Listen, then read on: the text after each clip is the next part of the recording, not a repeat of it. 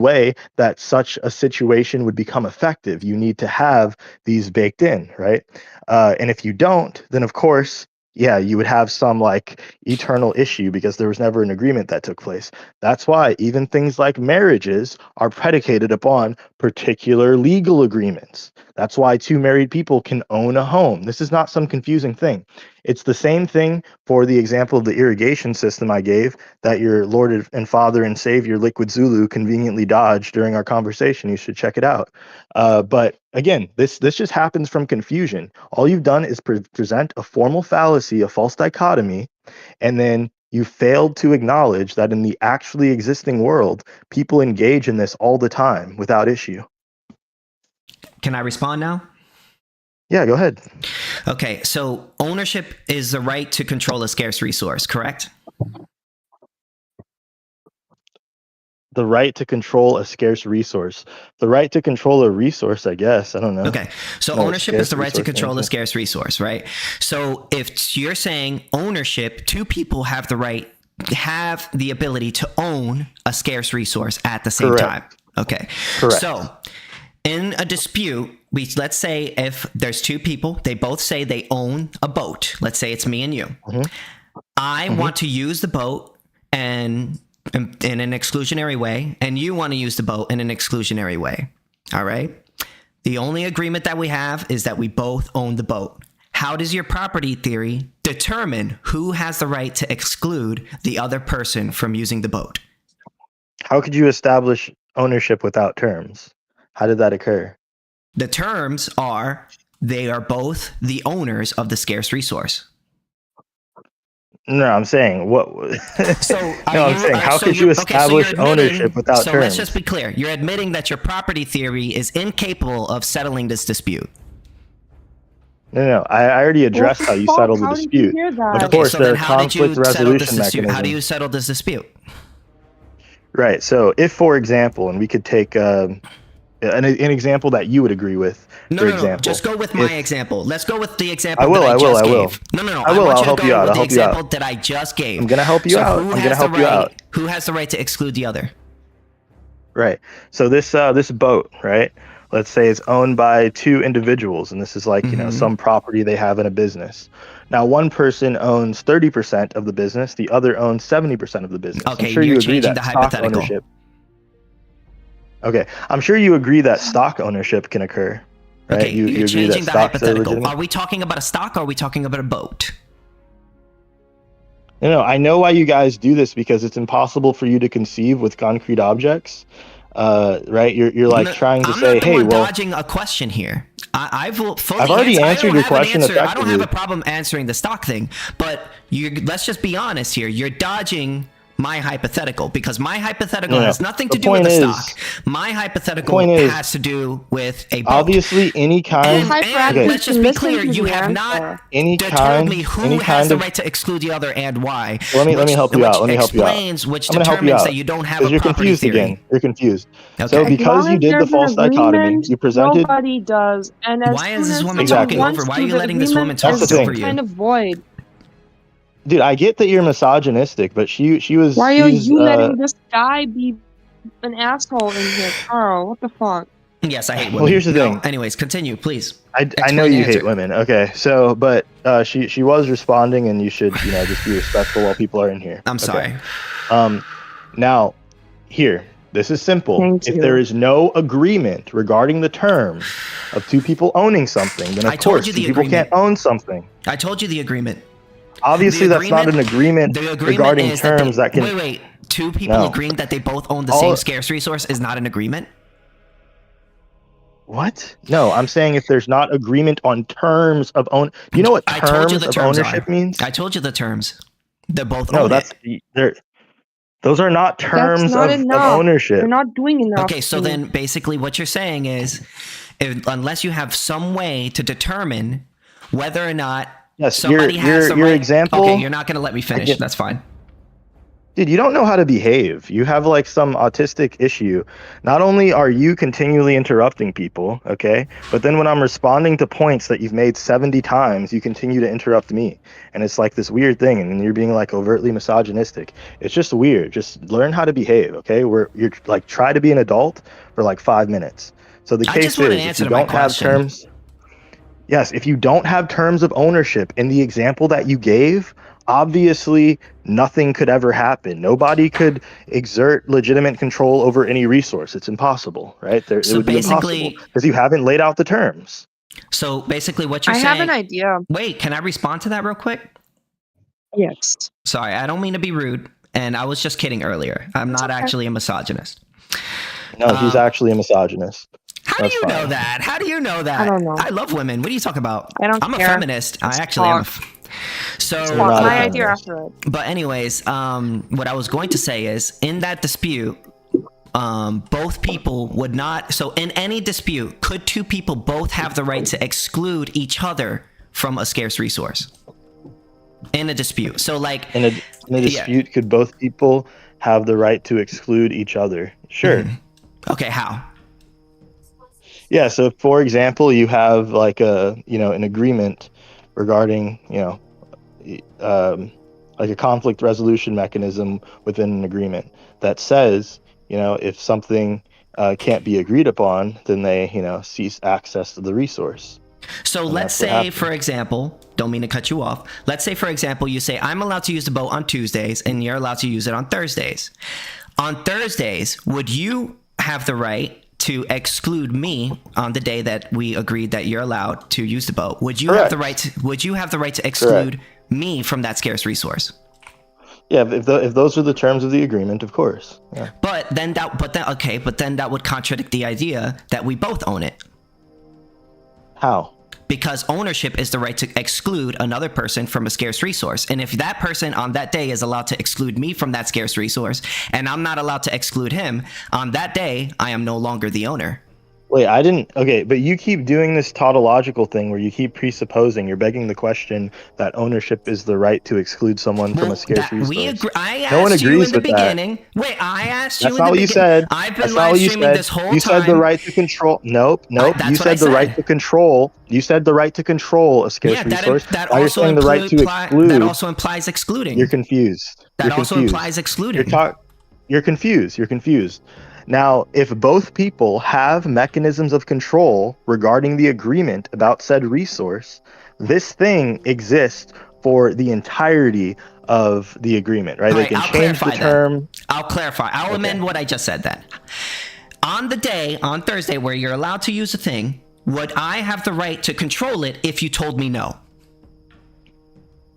What if the terms of the agreement is that someone has the right to use it on Thursday and another person has the right to use it on Tuesday, no. and these things don't overlap? So the But answer I'm is saying, no. The question is, well, I'm saying if that's the agreement, So on then yeah. on Thursday, I am no longer the owner of the scarce resource. That person is the owner. That is incorrect. That is incorrect. But wait a minute. You still maintain fundamental control Let's back up. over other. You're confused. You're I'm confused. not confused. Again, Let's back up for 1 second. You're confused. You're confused. Stop telling me For I'm example, confused. You're just for saying that example, over and over again. Hold on. So- I'm going to help you out, though. Okay. I'm going to help you out. So if, for example, you can, for example, have another, like a conflict resolution mechanism baked in saying you cannot destroy this resource, right? This is still an aspect of control that can be baked into a larger agreement. That's fine. Regarding I don't disagree just with the that. mechanism Listen, of exclusion. So then even on Thursday, this person has a limited ability on what they can do with said resource. Yes, they can use it. Can they use it in any way? No, because person A and person B have come to terms with certain ways that the resource can be used and not be used. Do you understand? yes, I understand very clearly. So let's go back. Okay, cool. Did we not agree in the beginning of this conversation that ownership is the right to control a scarce resource? Control, You said yes correct, to this. correct, You said yes correct. to this. Sure. Okay. Yes. So let's say on Tuesdays, you're allowed to control the scarce resource, and I'm not allowed to use it. And on Thursdays, I'm allowed to control the scarce resource, and you're not allowed to control that. That's not what I said. That's the agreement. So you're No, confused but again. that's the Let me help agreement. you out. Wait, no. But Now that's you're the agreement. confused. No, but You're that's confused the agreement. again. That's the You're agreement. confused. I'm not Buddy, confused. you just switched Is up that your not the hypothetical. agreement? I'm not No. switching up the hypothetical. I'm going to help you out again. Okay. What you said is person A on Tuesday can exclude person B from using the resource, and person B on Thursday can exclude person A from But what if using they the agree to resource. that? Does this I'm going to help you out. I'm going to help you out. Okay. Because we are looking at usufruct property norms in this instance, what we have not established is that either one of them have relinquished their control. So for example, But that's the if there was agreement. something baked, that's not the agreement. That's It not is. the agreement that you said. You're gonna Unless you're tell changing me your what hypothetical. my hypothetical is. I'm literally giving you the hypothetical. The hypothetical is that both of them are agreeing that I'm gonna be able to use this. You're gonna use this boat on Tuesdays in an exclusionary way, and I'm gonna use the boat on Thursday in an exclusionary way.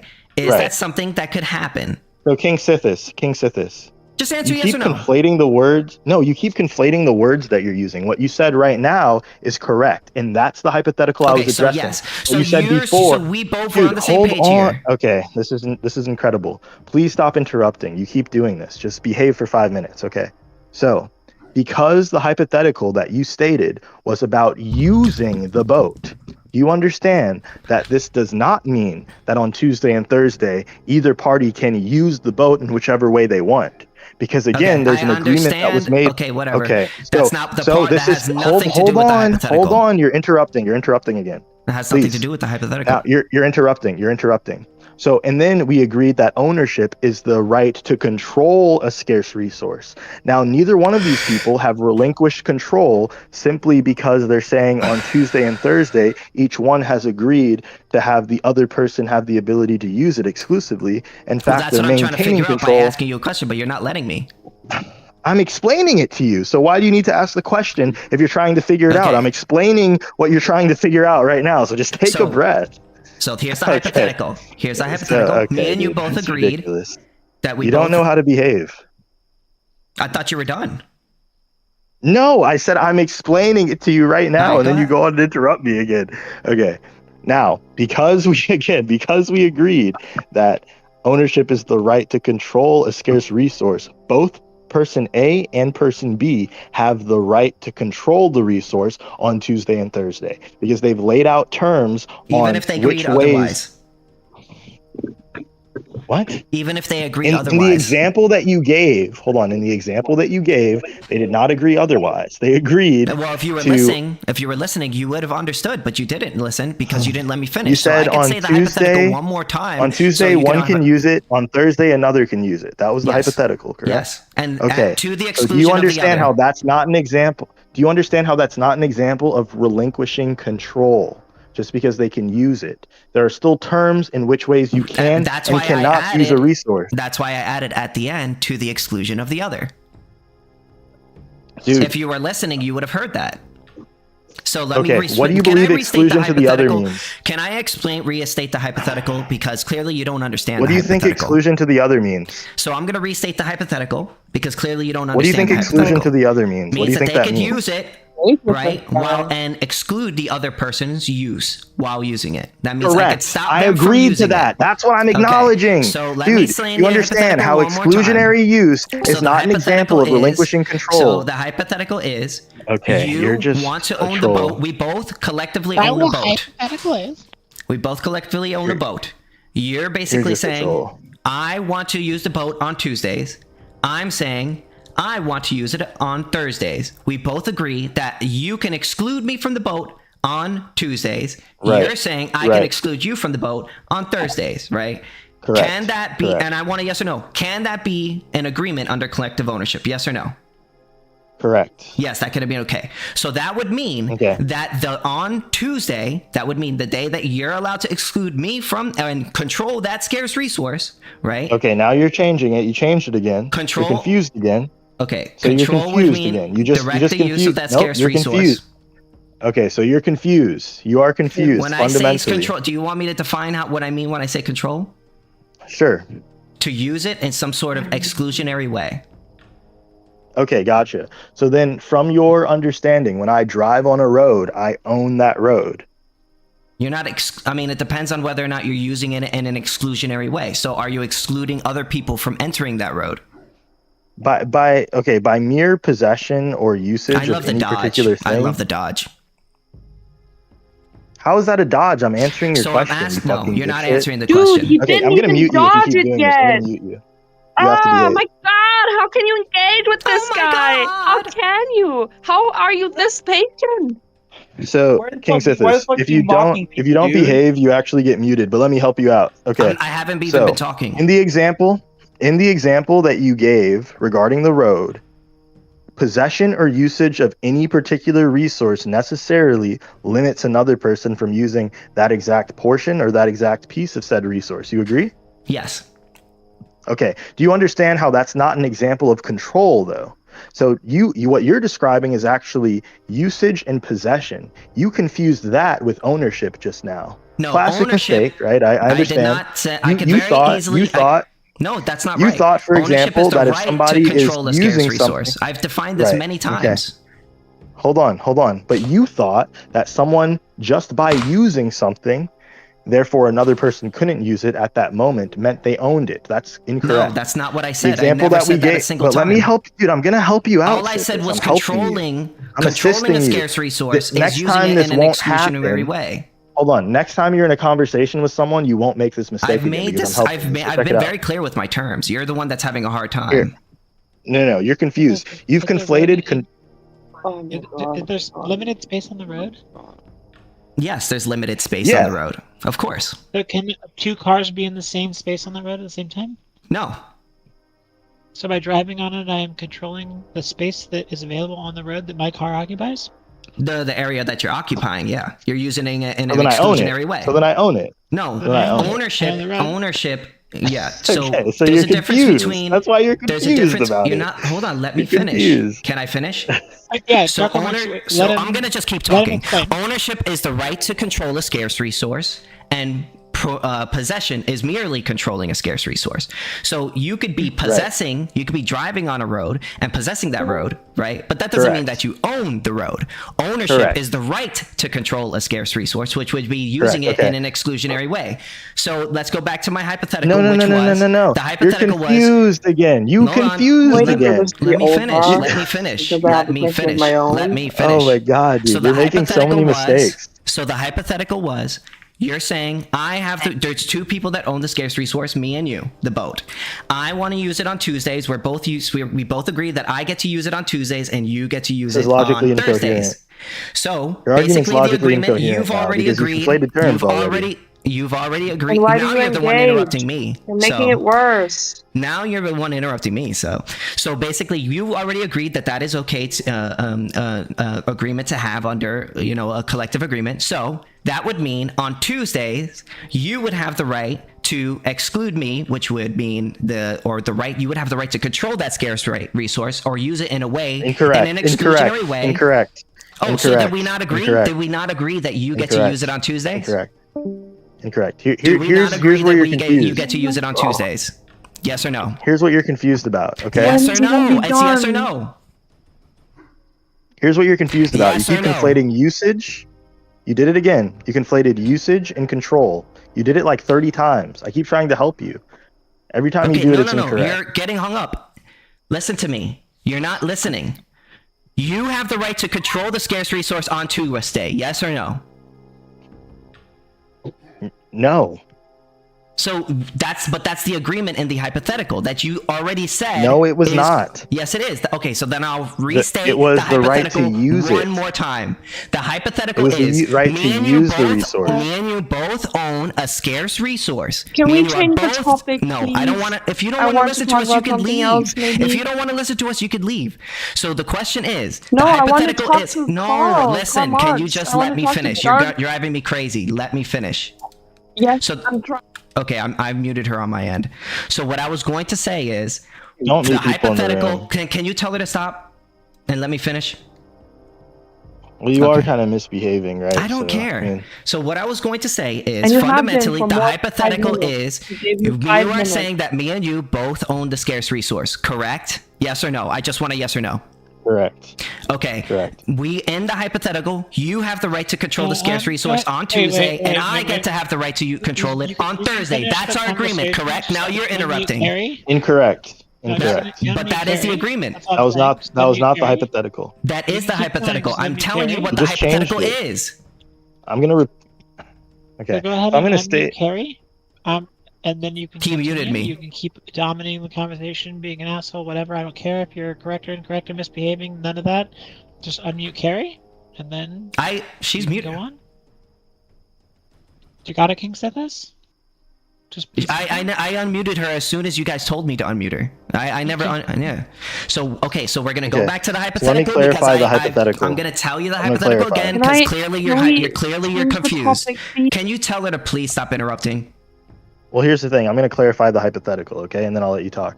So on Tuesdays, one person gets to use the resource, not control, use the resource exclusively. No, that's not what I said. That's not the hypothetical. That was the hypothetical you said originally, not what and then you changed it. I did change it because I was trying to clarify, and the clarification is one person clarify. Gets to clarify. control the I've made this clarification So that's 20 just times. going to be an But had example. you only allowed me to finish my sentence, you would have heard. So let me state the hypothetical one more time, because clearly you have a hard time listening. So two people both agree that they both own a scarce resource. Is that okay? Right. Okay. Correct. Well, both of them agree that one of them gets to control it on Tuesday and the other one gets to control it on Thursday. Is that okay? How could they come to said agreement? One of them said to the other, I want to control it on Thursday and you get to control it on Thursday, and the other one said, okay, and they came to an agreement. But that's the agreement. Control means use the resource in whichever way they want, right? They could blow it up on Tuesday. Yeah, they have the right to use it in an exclusionary way. Yes, that's the agreement. So they could blow it up. On Tuesday. So if they blow it up on Tuesday, then obviously they haven't made an agreement that they both own it. So then your hypothetical doesn't follow. So you're basically saying that It's they incoherent. can't agree to that. That's impossible to agree to that. Wait, yeah. Obviously, if someone agrees that they have exclusive right to control something, then both people can't have the right to control something. Because you already said it's going to be exclusive. But you're saying, so what you're saying is both people can't have the right to control. Follow. Wait. So what you're saying? How could two people have an exclusive right to control a single resource? That doesn't make sense. That's my point.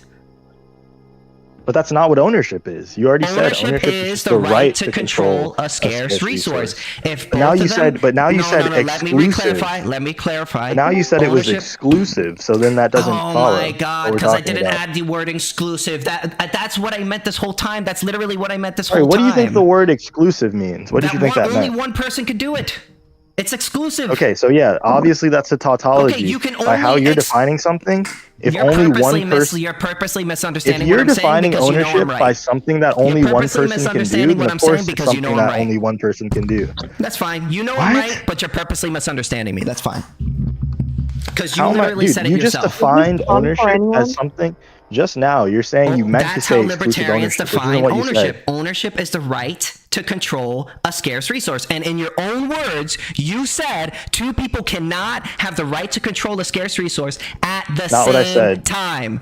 Did you not say that? Okay, so not what I said. Then if I'm going to say what I said again. Let me know if you want me to say what I said again. Then I have one last question. Is it true that two people can have the right to control, to have exclusive control over a scarce resource? Okay, so now you're adding in the different, the aspect of exclusion. Yes or no? You're confused. You're just conflating terms. Okay, then can I answer the question yes or no? I just want a quick yes or no to that question. So I'm going to help you out. Exclusive right to control is different than right to control. Do you agree or no? Yes, but that's the definition that I'm using for ownership. That's how we define ownership. Libertarians define ownership. I'll let you change the definition. That's not what you said originally. That's fine. It doesn't matter. That's what I meant. Okay, that's fine. I'm saying that's fine. Okay. So what you meant was exclusive control. Shut up for a minute. Shut the fuck up for a minute. So if what you meant is exclusive control, then obviously nobody agrees to your understanding of ownership. No one agrees to that. That's how it's the never existed in the world. That's how libertarians define. I don't care.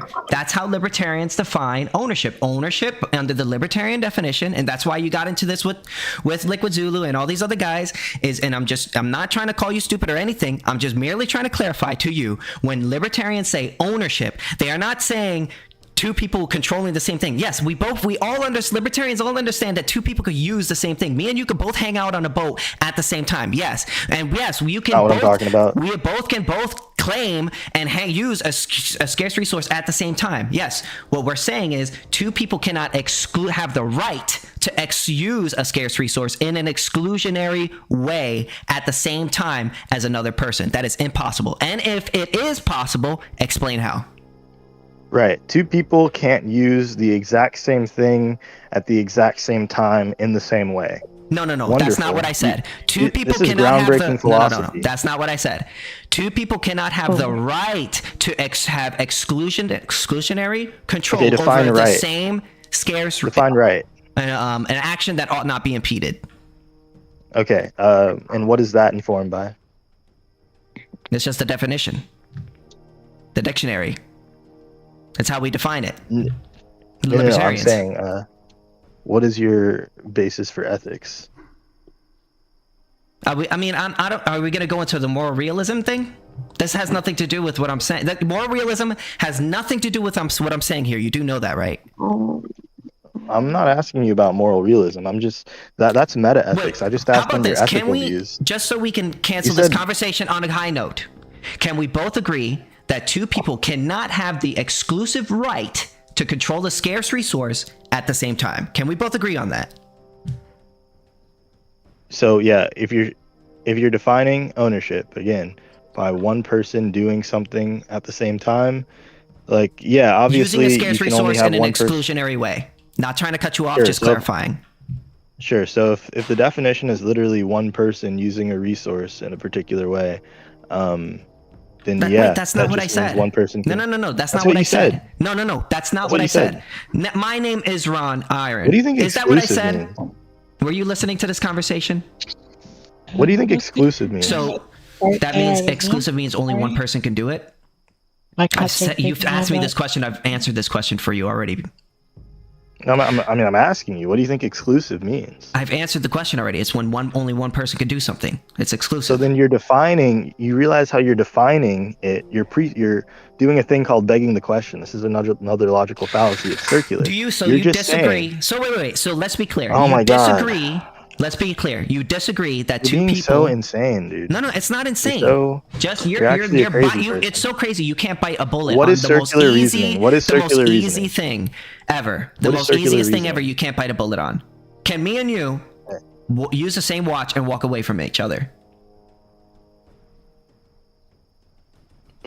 So, Sithis, I'm gonna help you. Okay. He can't even answer that question. Are you kidding me? You don't know whether or not two people can use the same thing and walk away from each other? You really don't know the answer to that question? KingSithis, I'm helping you out, okay? No, I don't want you to. I just want you to answer the question. I just want you to answer the question. You've dodged like 18 questions from me, okay? All right. So I'm gonna not let you dodge anymore. Do you understand how your definition of ownership is just a tautology? I literally told you it's a libertarian definition of ownership. Oh my God, dude. And you're not using the same one. Do you know what a tautology is? This is about. Do you know what a tautology is? Yes or no? I forgot what that word is. Remind me. Okay, I'm going to help you out. So, when we have something that is tautological, that just means that it is true by definition. Okay? So, if I were to make a tautological statement such as okay, so it is true. Oh my God. Thank you so much. Thank you so much, Dr. Marks. It is true that ownership, that two people cannot have the right to exclude each other from the same scarce resource. Thank you so much, Dark Karl Marx. This whole hour, I've been trying to get you to admit that in this last 20 minutes, and I'm so glad that you're finally admitting that two people can have the right to exclude each other from the same scarce resource at the same time. Thank you so much. Appreciate it. Now you can continue. Congrats on your epic. Hey, dude, congrats on your epic dunk. I hope you have a thank great you night. so much. This Yeah. guy is so stupid. All right, so let's just go back. Let's just admit that you just walked back. You just walked back the whole argument you made against Liquid Zulu. You just didn't really understand his argument. That was the real issue. Not that you disagree with his argument, that you just didn't really understand his argument. And that's why I'm here to inform you. I'm glad now we're in agreement. No, you're actually a genius regarding philosophy, but so let me help you out. So the aspect of a tautology. So for example, if I define a bachelor as an unmarried man, and I said, is it true that all bachelors are unmarried men? And you'd be like, yeah, because you just defined it that way. So obviously that's what it is. Now, if you're saying, hey, ownership is something that, only applies to one person, okay, that's like your actual definition of ownership, it involves just one person, then obviously it's going to follow that is something that can only apply to one person. But you just presupposed that's how we define ownership. This is a logical fallacy. Thank you, this is a logical fallacy. Admitting to me that no one defines ownership that way. This is a logical fallacy. Wait. I like to say something to him. Hey, dude, you want an internet argument? You didn't make any money off of it, and you're now like 3 hours poorer. Like you have spent your time on this like fucking stupid ass argument all fucking night. Like, congrats, man. I've only been doing this for 30 minutes. You are such a fucking epic bro. Like, I have a question for you. So if one person can own things, right? Who owns a child? Owners, children are own self-owners. They're self-owners, so children consent. That's not what Rothbard said. Yeah, I don't think that's what Rothbard said. I don't think children. I mean, the thing about Rothbard. Rothbard said there would be a flourishing free market of children and anarcho-capitalism. That's what he said. Oh, I didn't know you were against adoption. Are you against? You're against adoption? No, but you said they own themselves. They own themselves.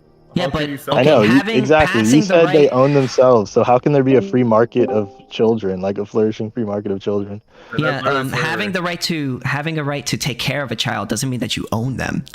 Guardianship. He didn't say flourishing free market of rights to take care of children. He said flourishing free market of children. Respectfully, you're not understanding. You're not letting me answer the question. So okay, that's fine. When you want me to answer the question, I'll be ready. Let me know. Well, let's say theoretically I have a child and I lock him in a closet in my house and I live stream it on Twitch. Is anyone allowed to break in and save the child? If you're violating, if you're neglecting the child, yeah, absolutely. Wait, what is neglect? Wait, Murray Rothbard disagrees. He says neglect is arbitrary. I'm so sorry. Am I Murray Rothbard?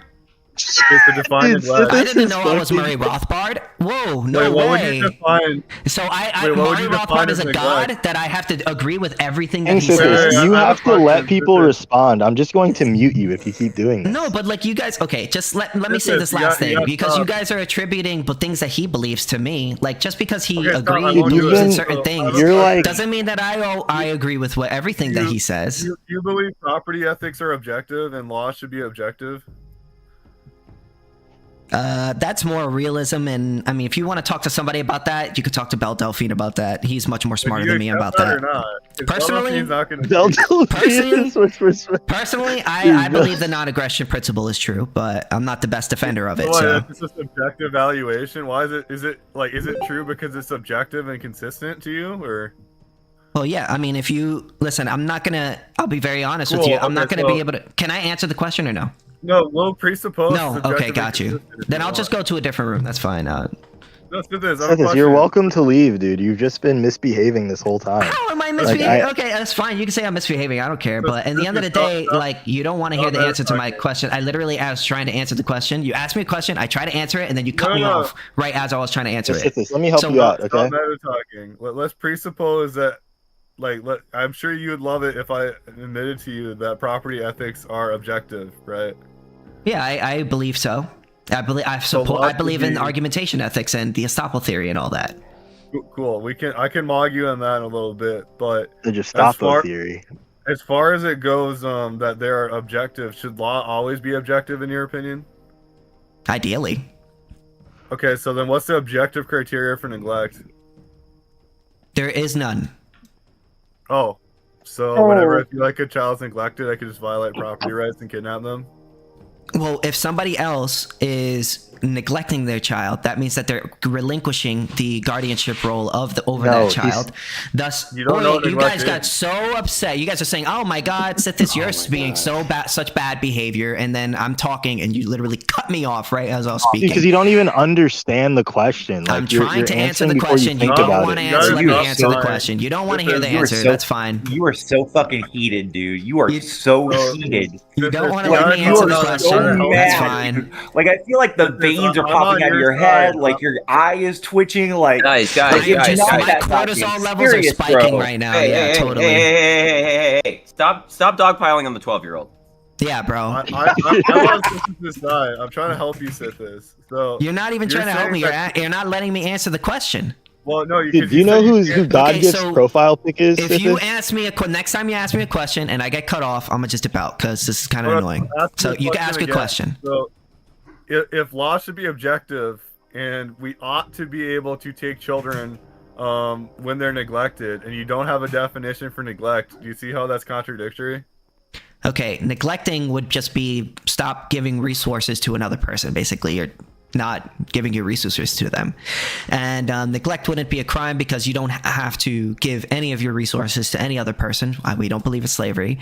But basically the right to guardianship, which is not ownership, is the idea that people have the right to take care of it or take over basically the right to protect that child until they're able to to take care of themselves at a certain age. So if you were to decide to neglect that child, you are then relinquishing that role, the guardianship role. So if you were to stop another person from then taking that role by going in there and trying to save that child, you would then be forestalling another person from taking up that right. Which is, I mean, if you've read Liquid Zulu's course, you would know this. Okay, so cool story, bro. But does this also apply to property? Wait, Liquid Zulu has a course? Hell yeah, he does. You should check it out. Does this also apply I didn't realize he was a full-blown property rights? Liz, you gotta let me lock in here. I'm an expert at debunking child benders. I'm so sorry, man. Go ahead. So is starvation an act of aggression? It's not an aggression, but it is neglect, and neglect would be giving up the guardianship role. If you neglect starvation, if you're refusing to give up your resources to another person who is in need, then you are neglecting that person, regardless of whether they are a child or another person. Like, for instance, if you're near me, next to me, and you're starving to death, and you say, "Give me a sandwich," and I say, "Fuck off," technically I'm neglecting you. But I'm relinquishing my guardianship role over you. I'm saying I don't want to be the guardian of you. So for another person to come in and then say, "I want to be the guardian of that person," and then I say, "No, you're not allowed to be that guardian." You're forestalling another person from homesteading that guardianship role, which would then be an aggression. I'm not stopping you from taking the guardianship role. I'm just stopping you from entering my house. I'm just enforcing my property rights. Yeah, but you're holding on to property that doesn't belong to you, which is the child's body. The child's body does not belong to you. So you can't hold on to property if you're neglecting the child's and no longer being the guardianship over that child, then you no longer have a right to possess. Wait. Oh, okay. So you don't want to hear my answer.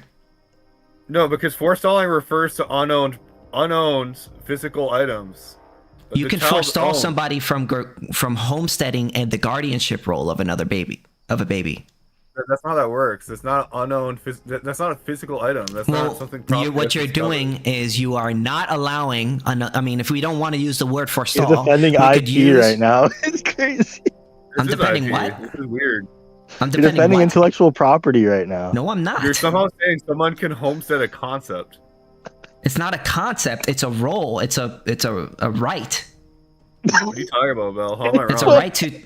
All right, I guess. So you don't understand. It's a right for me. So I could just posit I'm your caregiver now, Sithis, and I could get rid of your. I'm not a child. Really? Kinda. I mean, you could say I'm a child, but in the end of the day, there's a difference between an adult and a person who's in childhood. And if a person who's in childhood is not able to take care of themselves, and because of that fact, right? Somebody can take on the role of being a guardian over that person, which would mean taking care of that person until they are able to take care of themselves on their own. So if you were to say, if you say, I no longer want to be the guardian of that person, and another person wants to be the guardian of that person, you are then forestalling that person or stopping that person from homesteading the right to be the guardian of that person. So when does childhood end? Right. Just curious. When they become an adult. When they become an adult? Like what age? Depends on the person. When you're saying become an adult. I love this litmus test that you guys are trying to do. Like, oh my god, I'm going to try to question him until I find out whether or not he's a pedophile. Like, do you guys think I'm a pedophile? If you guys want to call me a pedophile, you can go right ahead. No, I'm just asking you. Go ahead. This is a serious question, man. No, it is. I answered your question. Well, I'm going to be very clear on let me say this one last thing and I'll let you go, I promise. So every person does not age at the same rate. Like there are some people who become adults earlier than others. There are some people who become adults older than others. There are some people who are old and stop being an adult because they're old and they're what they call them and have dementia, right? So the whole idea that there's a set age for everyone in which they become an adult simply does not make much sense to me. So it seems like it's arbitrary for you. It's not arbitrary. It's when a person becomes an adult. That's not an arbitrary standard. An arbitrary standard. Define adult. You're just giving an when their developmental mind is for adulthood. Yeah, when their mind is developed. Their body is developed. How do you know when a mind is developed? That's something you could. I don't know how. That's something you could scientifically prove. That's. You think like a first period would be a good time for physical development? I don't think so. Me personally, I'm not an expert on this. I would say personally, if you were to ask me when a person becomes an adult, I would say it's generally late 20s. Oh, we got a child bender in here. That's when your mind is fully developed. Yeah, we got a couple child benders. Yeah. Let's go. So when does the I would say early to late 20s, generally like 20 something to 25. I say that's when people's brains are fully developed. Now there's people who disagree with me on that, but I don't know. That's just my opinion. So under a libertarian system, who would determine your philosophy and your worldview encourages pedophilia and gives pedophiles a safe place? And so when your goat Liquid Zulu has like screenshots of him defending child porn. So I mean. So I'm just curious. I'm not Liquid Zulu, so too, and I don't see how I'm facilitating child porn. Do you associate yourself with him and hang out with him? I mean, I'm friendly with him. I'm cool with him. I like him and I respect him a lot. But I'm not I don't know everything about him. You respect the guy who defended pedophilia. How did he defend pedophilia? Literally screenshots of him. Well, we can look at the screenshot. So okay, I'm just curious, under in libertarian society, how would they determine when a child's an adult? I can't give you a solid answer on that because that's a scientific question. That's ridiculous. Right? Not only do you not, you can't defend like your entire worldview. Your entire worldview. Wait. Whether or not when a person becomes an adult isn't a ethical question. That is a scientific question. That's not an ethical question, as far as I can tell. Okay, dude. It's both an ethical and a scientific question. So it's just I push up my glasses. I've already told you when I think people become an adult. You could disagree with me on that. That's fine. But actually, both. No. It has to do with your governmental system that you want. Like you want. I want a lack of a government. There is limited government. You want. I don't want any government. Wait, you don't want any government. I'm an AnCap. Set of problems, buddy. That's a whole new set of problems. Wait, what is a corporation? Is a corporation a government? I don't know, bro. That's a you don't govern any resources. Dude. How old are you? Are you like 17 years old? 28. It's 28. So this is all just like, oh, you're stupid, you're an idiot, you're young, no arguments, no anything. I don't think I don't think you're stupid. I think you're really smart, but I also think that you uphold a worldview that you can't. It's incoherent. Like you're having this idea of that. Then let's debate about it. But then let's talk about it. Let me speak. Thank you. Sorry. So I was trying to say that in your world, you don't want a government, but you want people to be able to determine when a child is adult. And you're saying that the is government's based the only on way to do that? like scientific evidence. Well, who decides the science? Who decides the evidence? The government is the objective standard for whether or not science is correct or not correct. No, but okay, no, so then you could verify a person's wait. You could verify a person's age without using the state, right? Yeah, right. It would be the person trying to date them being like, oh no, they're mature for their age. That's how it would go, right? Is that cool with you? Whether or not you think someone's mature for their age doesn't change the facts of the matter. Whether or not a person is actually mature for their age. So if you're talking to a fucking 2-year-old, then? I told you already. It's determined based on their mental maturity. I have a question, KingSithis.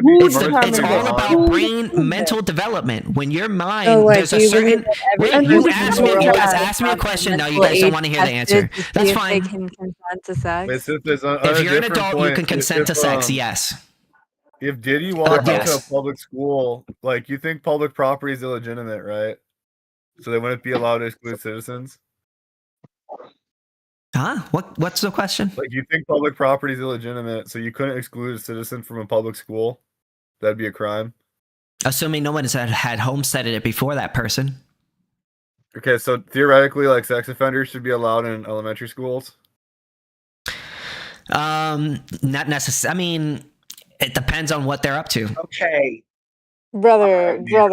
Because like there's a difference between Depends what they're up to. I'm gonna hold up your hand when I say and a sex offender fundamentally. Wait, do you guys don't want me to answer the question? You guys don't want me to answer the question. Dark Call Marks, I am begging you. Mute this man, ban him from the Hold room. up. You're not letting me answer the question. You asked me a question, now you're not letting me answer. Real quick. Let's say he was gooning in the school, but he wasn't touching anyone. If he's gooning in front of children, that would be sexually soliciting children, and that would be an aggression, yes. Wait, that's an aggression? It's not an initiation of force. And if you're proposing something that a child cannot consent to, that would be a conflict. That's I'm sorry. How do you know these it may not be an initiation of How force, do you know but it they're is an initiation of mentally? Point of moderation, real quick. Point of moderation. You don't want me to answer I the just need to question. clarify something. Why are these guys not letting me answer the question? Wait, I'm gonna mute you for a minute, just because this is you're talking a lot. Okay, I just wanted to make sure so everyone knows. I don't know if it was Effie or Letza or Violet. I don't know who would have done it. Did you guys change the room status at all? I didn't touch the room status. The room status said race mixing is communism. I was going to ask about that. What did they change it to? And now it's nothing. No, yeah, I thought maybe that's what it was that Blackout was upset about, but it's been like that all day. Let me just. Yeah. Okay. All Did he good. get pissed at you? No, he just mentioned it, so I just wanted to make sure. Did you change it, Effie? Nope. No, I think it was the same thing. It was all day. I think he just didn't notice it till now. So just. All right, I'm gonna go in my own room because they don't want to let me answer any questions. So.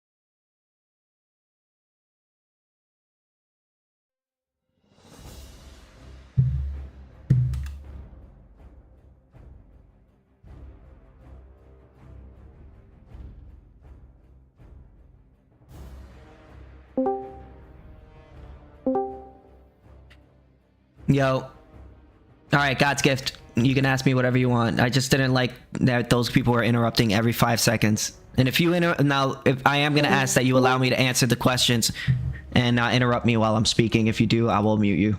Now go ahead. Why did you leave YouTube? Why did I leave what? YouTube. I never left YouTube. I'm on YouTube right now. You've been inactive lately. I'm working on a video. I have been inactive a bit, but it's just because I've been working a lot.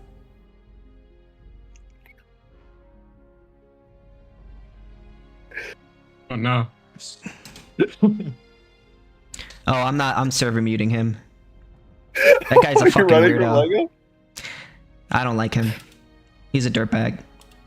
I don't talk to people who lie about me. What do you lie about? He said that me and him had a debate, and then he basically said that I was crying in the middle of the debate, and then, which never happened. This is like a year-old beef, bro. So, yeah. Also, I really don't like him, I'll be honest. So, I don't have to talk to him if I don't want to. Interesting. I could invite Charsky. Have you ever debated Charsky? Never heard of him. Aw. Charsky? Who's that? Do you know who he is? Yeah, he's Hegel fan on TikTok. Do you know him? No, not really. I haven't been on TikTok in a while. Anytime I go on TikTok, it's only like just to look at your videos or the new videos and then, or post a meme and then. Yo, why is Lego server muted? Are y'all bullying my boy? Because I don't like him. Yeah. Well, fuck you then. Let my boy speak. Hey, Dairy Fiend's a homie. Chill. I mean, he told me fuck you. He's cool. Okay. I'll unmute. I said that. Everything's cool. Everything's cool. Okay. You should debate Dairy Fiend. Don't be trashing on my boy Lego now. I don't like him personally, so. You don't have a good reason. I do.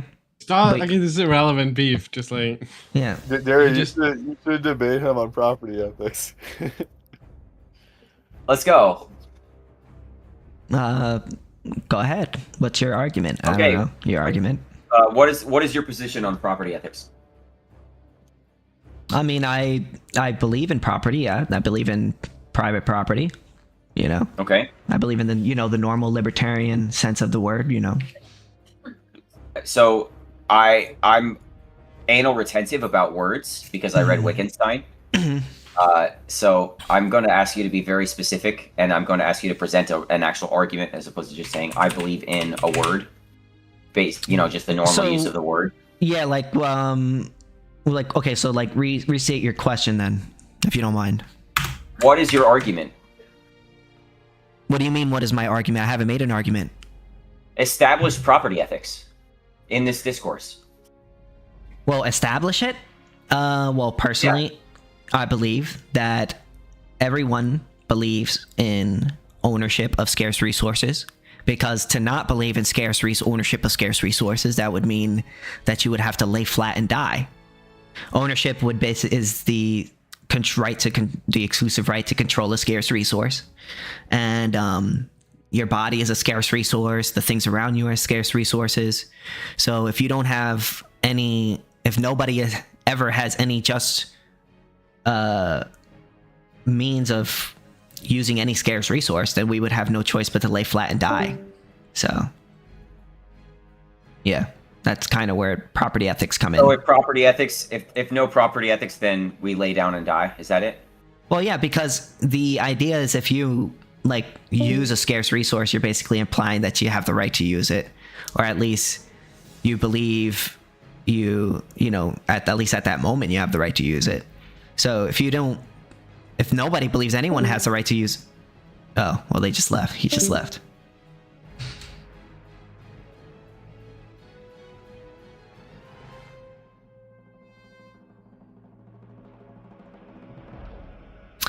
Well, he asked me a question and then he left.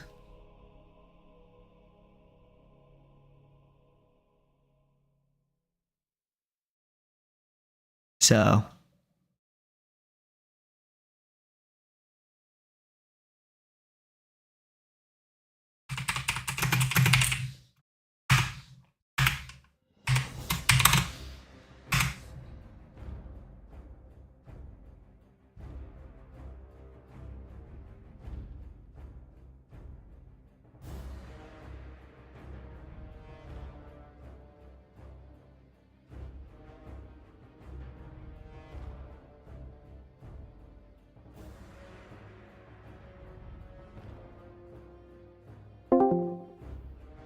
Yeah, the Jordan Peterson shit. I don't know if you guys were here for it, but basically earlier he didn't understand what like a tautology was and what circular reasoning was. So he didn't understand that he was defining. Like I asked him for his definition of ownership, and he said like the exclusive right for one person to control a resource.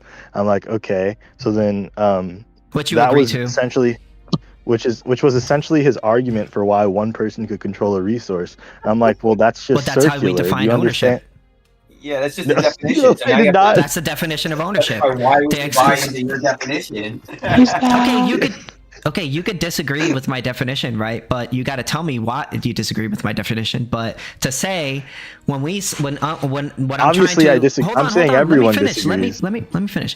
When I'm talking to Karl Marx, what we're talking about is how libertarians define ownership, right? And ownership under the libertarian ethic is the exclusive right to control or direct the use of a scarce resource. So what I was trying to clarify to him is that when we say only one, there's no real such thing as collective ownership.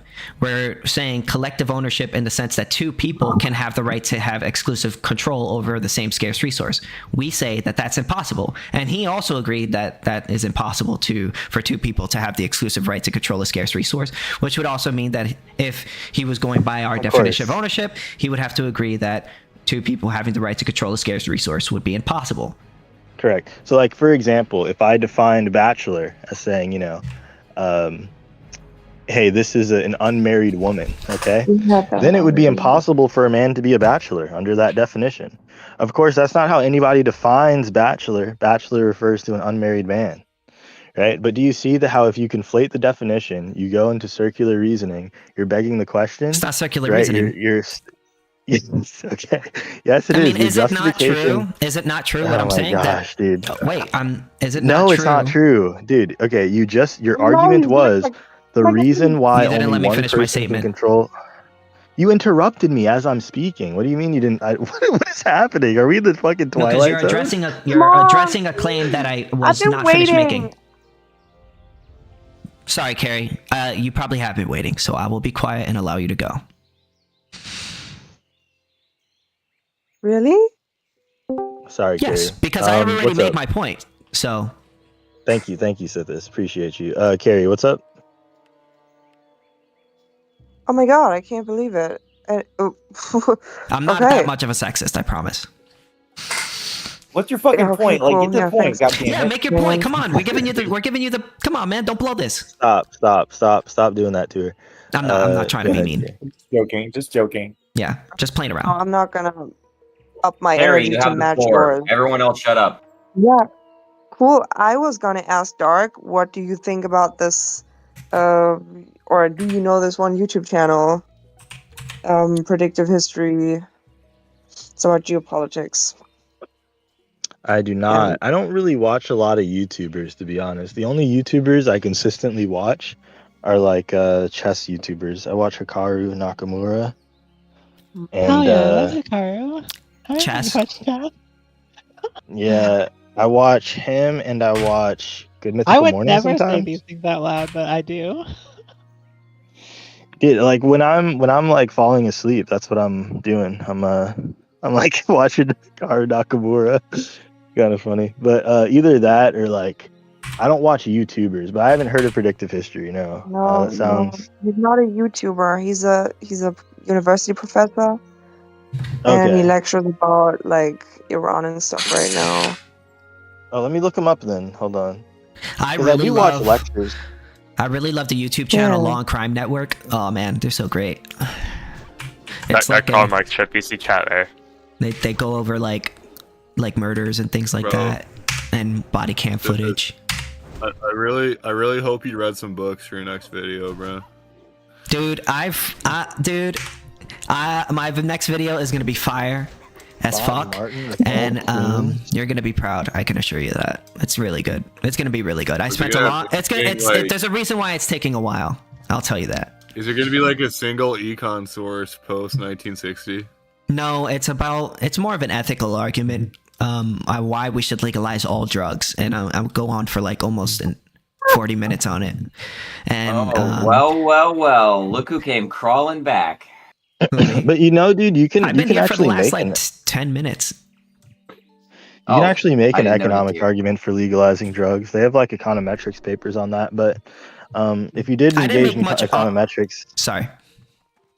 yeah, I was just gonna say if you did engage in econometrics, I guess you would have to move away from Austrian econ. But they do that. So Okay, so like I could give you guys like a little bit of an outline of what I said in the video. So basically in the video, I talk about self-ownership, essentially. I basically say that everybody is the owner of their body. You know, for somebody to exclaim that they have the right to stop you from putting drugs in your body, they're claiming ownership over you, blah, blah, blah, blah. Then I go over why it's inconsistent to say, you know, you have the right to use drugs, but you don't have the right to do other things. So I bring up like cars for as an example, or you know, like people get into accidents every single day, but we allow cars. You know, people kill children or even harm other people, you know, but we allow people to use cars. Why should we allow that, but not this? I go much deeper, but those are the basic arguments. Then I go into like the consequences. I go basically like the negative consequences of it, whether it be, you know, the fact that we're throwing people who use drugs in jail and it harms their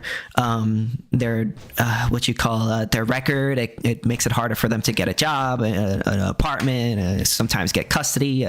Also, then there's like the drug war, like a lot of people who get in to fighting each other and, you know, and killing each other over this dispute. Yeah, I go into a lot. I talk about mandatory minimums. I talk about what they call that's when the government finds drugs and money in your car and they take it, civil asset forfeiture. I talk about kids being incentivized to sell drugs and do drugs. I went like I tried to fill it with as many arguments as I could. Yeah. I have a question. Sure. When you say you own your body, what exactly is exerting ownership over ownership is the exclusive right to control a scarce resource. So that would be you have the right to exclude another person from using your body. So for instance, in the case of like for example, if person doesn't reduce to body? Well, that's a different question. Well, we're trying to be specific about who owns what. I own my body. What does I mean? No, that's a much deeper philosophical question that I'm not sure I'll be able to give you a good answer for. But the other question, we're just giving you I for granted. We're just giving you a metaphysical I that doesn't actually cash out into the discourse. Are you just presupposing that you can own things?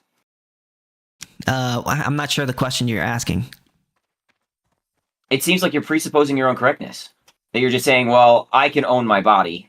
It's like, you didn't even let me finish my justification. If it doesn't reduce the body. Okay, go ahead.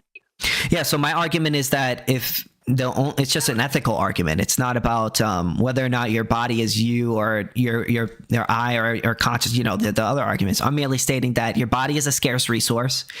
And if you believe you have the right to exclude another person from using that scarce resource, then you believe that you have ownership over your body. And your body would mean the scarce physical resource that is, well, your body, your blood, your atoms, my body like constitutes me, right? Like there's no separation of me from my body. So in what sense can it be said that I own my body? Okay. The scarce physical resource. I'm talking about the scarce physical resource that is your body. So if you didn't believe that so here's what it would. What would be implied if you didn't own your body? What would be implied if you didn't own your body would be that other people would have the right to use that scarce resource without your permission. Yeah, the issue he's bringing up, Sithis, is you're focusing on the body and how we understand the body. The issue is with the philosophical concept. But I'm not making a philosophical argument. Yeah, I'm you not. When you say that I own my body. What is the I if not the body? Philosophical. It becomes it's necessarily philosophical. Sorry, but when I guess we're granting the fact that there is even an I guess. But if you want me to justify whether or not there is an I or not, you're talking to the wrong guy. I'm not going to be able to answer that. So I have a question for you. I'm sorry. I'm just being very honest with you. Under your definition of ownership, can you sell your body? Your body is is not something that in which you can detach from yourself. And unless you die, of course. See, again, we're making appeals to a self that is somehow disembodied. So I really don't understand your position here. Can you sell yourself? There's your consciousness, right? As far as I could tell, your living self, which is like your consciousness or whatever that is. And then there's your physical body, which is the atoms, the blood, the cells. That is your physical body. And I'm differentiating, I guess, between those two things. When you die, I guess your consciousness leaves your body and your body is no longer alive anymore. So can you sell your body? No, it's impossible. Okay, because the reason I can explain why. So the reason why is because you can't detach yourself. The only way for you to sell something is for you to detach yourself from or relinquish control of that thing and then give it control of that thing to another person. As far as I could tell, you can't relinquish control of your body and then give it to another person while you're still alive. You can't sell yourself into slavery or something? Or like well, if you're choosing to work, you literally can. I mean, if you choose to work, it wouldn't be slavery. If you're being forced to work, then it would be slavery is when somebody forces you to work. If someone's forcing you to work, then that would be an aggression. And of course, we're against aggressions. If you're choosing to work, then it wouldn't really be slavery because, well, you're choosing to work. Okay, so when your mom tells you to wash the dishes, is she forcing you to do the dishes? About indentured servitude? I mean, you don't want to? Depends. Is she enslaving you? Are you a slave to your mom? I don't think so. It depends on. It looks like your definitions have a lot of holes. It does it? I'm not sure what's wrong with my definition. Hey, what am I missing? Are you a servant of your mom? Are you a slave to her? No, your mother is your guardian. So? Yeah, so what basically a guardian is a person who takes care of you until you're able to make your own decisions. When you're a child, you're not able to make your own decisions, so therefore they're able to basically... So is your argument strategy just to say words and then define what those words are supposed to mean? And never justify anything? I'm not sure what you're asking me to justify. You haven't asked me to justify anything. I mean, the indentured servitude or debt slavery is still consistent under ANCAP. I mean, like, if you... Indentured servitude? I mean, are you choosing to work there? Or are you being... If you're being forced, then it would not work with libertarian ethics, because libertarians don't believe in slavery. If you're choosing to work there, then it wouldn't be slavery, because you're choosing to work there. So, what is it? I mean, if you're like in a privately owned prison, right, and they subject you to like prison labor to pay back like a debtor to society or whatever, I mean, that's still like. Well, I mean, that's different from okay, so let me reiterate. Then debt-based slavery, in the sense that if you've initiated an aggression against another person and you owe restitution to that person, yes, that person can make you pay up, right? But if you're an innocent person, I'll amend that because maybe I should have said that, you know what I mean, from the beginning. So I'll just add that if you're an innocent person, slavery can't really be justified, because if you're agreeing to it, then it wouldn't be slavery. It would just be a normal job. And if you're not agreeing to it, then it would be slavery. And then we would be against that because, you know, libertarians are against slavery. Right. So, but so let me ask you a question. If I get a loan from you for like, say, $2,000, and you mark it up with like an insane amount of interest, and I can't pay it back, then you can force me into slavery for pay it back. It would have to. I can't force you to be in slavery. It would have to be part of the agreement. So, for instance, let's say you decide, hey, I want to pay you $2,000, like you just said. But I'm just going to reiterate it, to $2,000, and then you don't have the $2,000 at the time, but there's no other part of the agreement, then I would basically be shit out of luck because there's nothing that you could give me. But let's say I put into the agreement, if you do not agree to pay me back, you will have to work. You will have to give me, we will have to garnish your wages or something like that. Well, that's not what I'm not asking about wages. I'm asking about like work. Oh, well then no, you can't force somebody to work after, because unless you have No, you can't force somebody to work, actually, now that I think about it.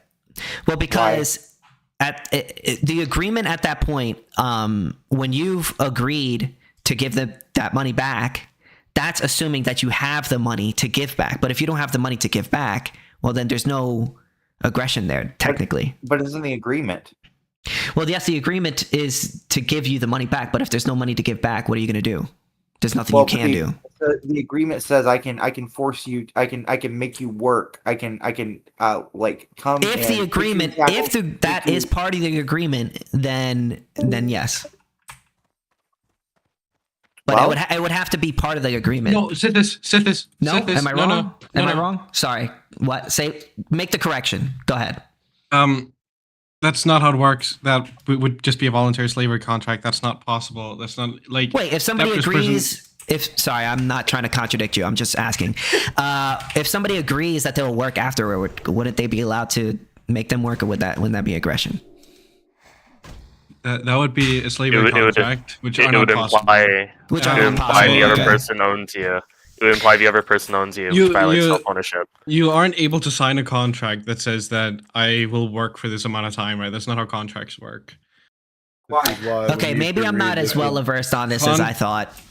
So basically, how contracts works, right, is that they're conditional title transfers, right? Basically, so it's just a transfer of titles, and then you can have conditions on them. So like that's how like wage works, for example. It's like on the condition that I work for an hour, you pay me $15. Then when that condition is met, you transfer those $15 to me. That's it, right? Yeah, but in the case that the person doesn't have the $15, that person is shit out of luck. Yeah, I mean, like if you can't transfer money you don't have. Yeah, that's what I was saying earlier. So okay, so you can't make them work. But you can't sign a contract that if something goes wrong, then you can enslave me for a given period of time. Like I'm forced to work. But you could garnish their wages, right?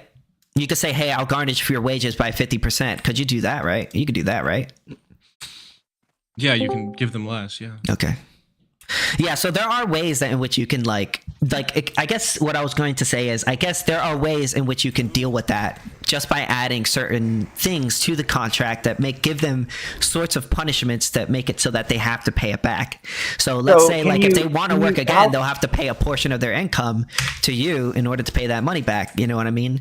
If not, then so if they want to work again, but what if you sign a contract and you start garnishing their wages and you take everything but 1 cent? It would have to be specified in the contract what percentage of the money is allowed to be taken. If not, then it would just wouldn't work. They can take and then they can take like everything but like 1 cent, right? And if the person agrees to that, then yeah, if that's what they agree to, yeah, that's fine. Yeah, I mean, yeah, but they can't put in the contract. Hey, so yeah, you have to work. No, you can't force somebody to work. No, because that would conflict with the whole idea that they're the owner of their body, right? You know, but unless, actually, there is a situation. There is a situation in which you just. Wait, sorry about that. There is a situation in which you can force someone to do something, is that if they initiated an aggression against somebody. So, for instance, if I came up to you and punched you in the face, I would have the right under libertarian ethics to punch you back. I'm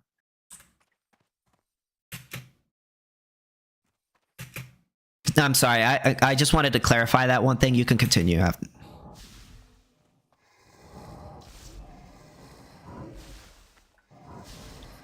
So it sounds like all of this is pretty arbitrary. How is it arbitrary? We've been answering all your questions. I mean, you've been answering my questions. We've answered all your questions. I have a more fun line of questioning. Do you believe in argumentation ethics? Yes, but I'm not an expert. You should probably go to Delphine about that. I'm not either. Will you debate me on argumentation ethics? I kind of want to clip you. No, please. No, please. I don't want to be Dave Smith. I don't want to be Andrew Smith, what is his name? Andrew Wilson and Dave Smith. Well, I just want to see how you answer this. So assuming that you do your normal stick of argumentation, presupposing the NAP somehow, let's say, you know what else you have to do to argue? What other conditions would you have to meet other than not hitting each other? You have to be able to talk, one, or have the right to use your body. Okay. Do you have to be awake? Oh, are you gonna make the sleep argument? Yeah. Yeah, I've heard that argument before. I know there's a rebuttal to that, but I don't know it off the top of my head. But so, like, do you just recycle other people's rebuttals to arguments? If I don't know it myself and they know more than me, yeah, of course. What novel arguments have you come up with? I don't know any off the top of my head. Most of the arguments that I hear are from other people. So, like, when someone makes a claim, do you think, like, what would I say in response? Do you think, like, do I have any responses I've heard? No, I don't say that. I go back to what I've learned from what they've said. Argument, you know what I'm saying? I go back to what I've heard from Hapa and Luka Zulu and all the people that and Murray Rothbard and all the people that I listen to, and yeah. They're my guide of it, like you know, they're the people who sort of made the ideology. I learned what I can from them, the basics and the ideology, and then from there I kind of do my own thing. I have a question. So I'm gonna give you a syllogism. So P1, if true contradictions are true, the NAP is false. P2, true contradictions are true. Conclusion, the NAP is false. What is your response to that? I don't think I have one. I'm not sure how to respond to that. Okay. Yeah, dialetheism is true. It's not. I don't even know what that is. How could a contradiction be true, Dark? That doesn't make sense. I hear somebody's has. Yeah, that doesn't have a proposition. You don't obtain a proposition. Do you believe in the primacy of consciousness, Dark, or what's going on here? Are you one of those like dirty Kantians running around? He doesn't know anything about philosophy. I certainly Dark don't. Karl Marx. No, I'm talking to you, Dark. This sentence is not a dialethia. Oh, did you say? Am I a Kantian? Absolutely not. You're Hegelian? No. Can you define a true contradiction? What's your philosophy, bro? This sentence is not dialethic. Philosophy regarding what? Epistemology or ontology or what? Epistemology. Epistemologically, I'm an empiricist. So if you're an empiricist, that means... Lame. Does that mean contradictions can be true? Contradictions can be true. I mean, I was memeing with the dialetheism. Revenge paradox. Wait, the revenge what paradox. If this sentence is false, is both true and false, then that gives us the revenge paradox of this sentence is not a dialethia, or this sentence is neither true nor false. It's not true and not false. So you a titzer and ass guy. It does seem obvious to me, though, that this sentence is false as a true statement. No, it's null. It doesn't contain a proposition. It's just a string of empty words. How is it not a proposition? What's the criteria for a proposition? Do you have a subject and a predicate? Those are two of the components. Yeah. You also need defeasibility conditions, right? You have to show what would disprove your statement, because if you're not ruling anything out, then you're not ruling anything in. And you also have to show some kind of constraint propagation with your statement. So you have to introduce some kind of new term. If the statement wasn't false, then it would be false. But it is false, so therefore it's true. Right. So it's contradictory, and it doesn't have a defeater, right? It literally does. I told you to the defeat defeater. the Wait, what are you confused about?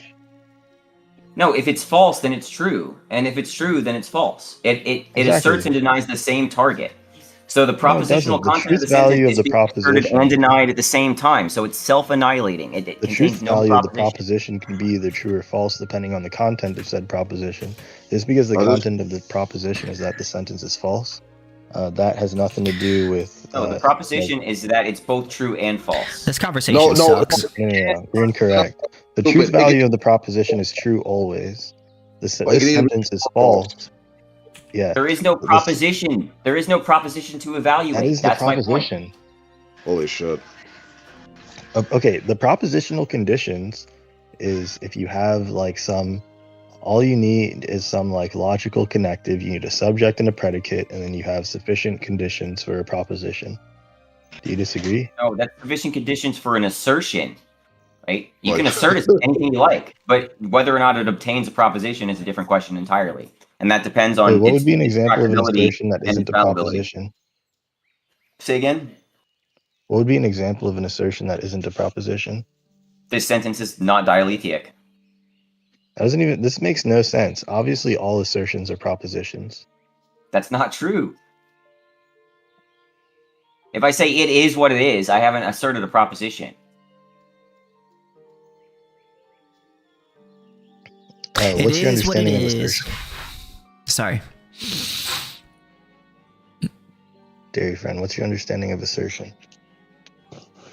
An assertion is the words being said, and the proposition is the intended meaning of those words. So you can assert words without actually implying any kind of proposition, even if you think you might be. That doesn't make sense. What would be, okay, give me an example of an assertion. It is what it is. Is that propositional? No. Of course it is. Dude, a proposition is just a true or false statement. No, it is what it is. Point is pointing to itself. It doesn't actually point to any proposition. If any statement has a truth value, has a truth value, then it's a proposition. Not all statements have truth values. Some statements I agree. Not all statements have truth values. Okay. But if you're declaring something, right? Obviously, this has a truth value. Either it's true or it's false. It is what it is. Is a tautology. We have to agree that we're actually asserting something, which you have not demonstrated. You've just demonstrated that you can construct a series of words that leads to contradictions, endless contradictions, a recursive circular contradiction where it's true. So if it's true, then it's false, and if it's false, then it's true. But you don't actually get to any proposition beneath that. What would it mean for my what do you sentence think to a not be a proposition sentence? is, dude? Okay, can you just give me the definition of what you believe a proposition is? A proposition is the meaningful content of a sentence. That's not what a proposition is either.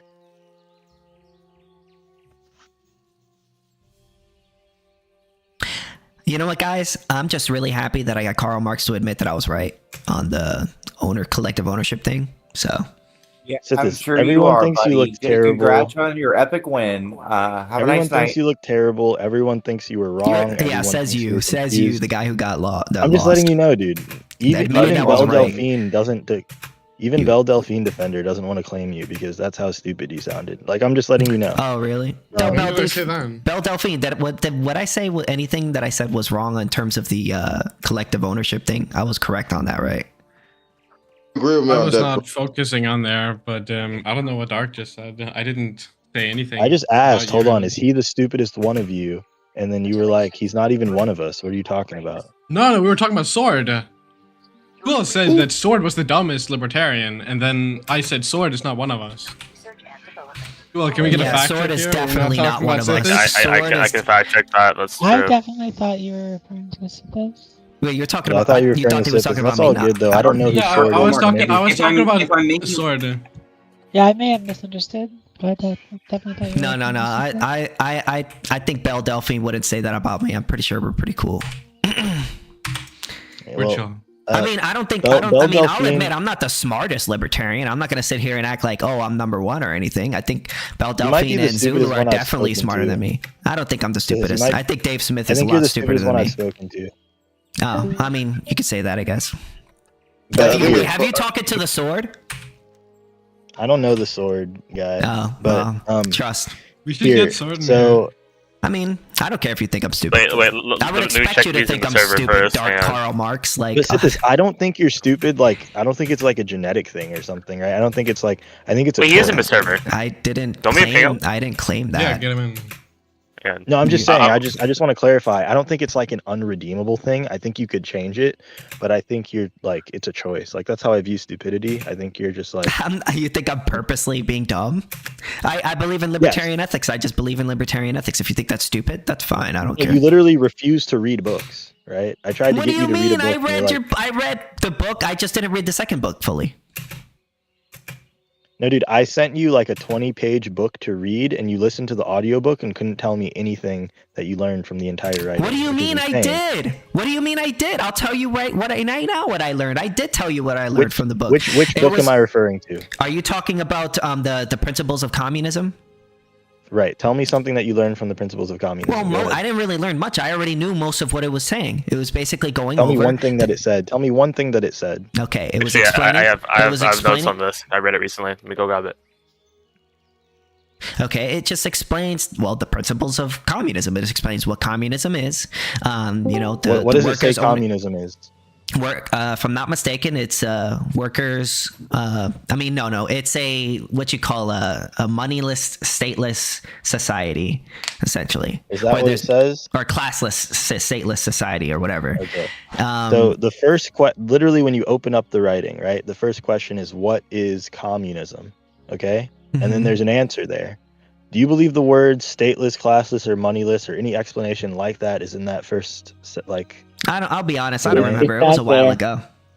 Of course you don't, because you didn't read. Just read it, dude. I did read it. I listened to the audiobook. No, dude. You just read it, dude. What do you want me to physically read it? You want me to physically read it? Dude.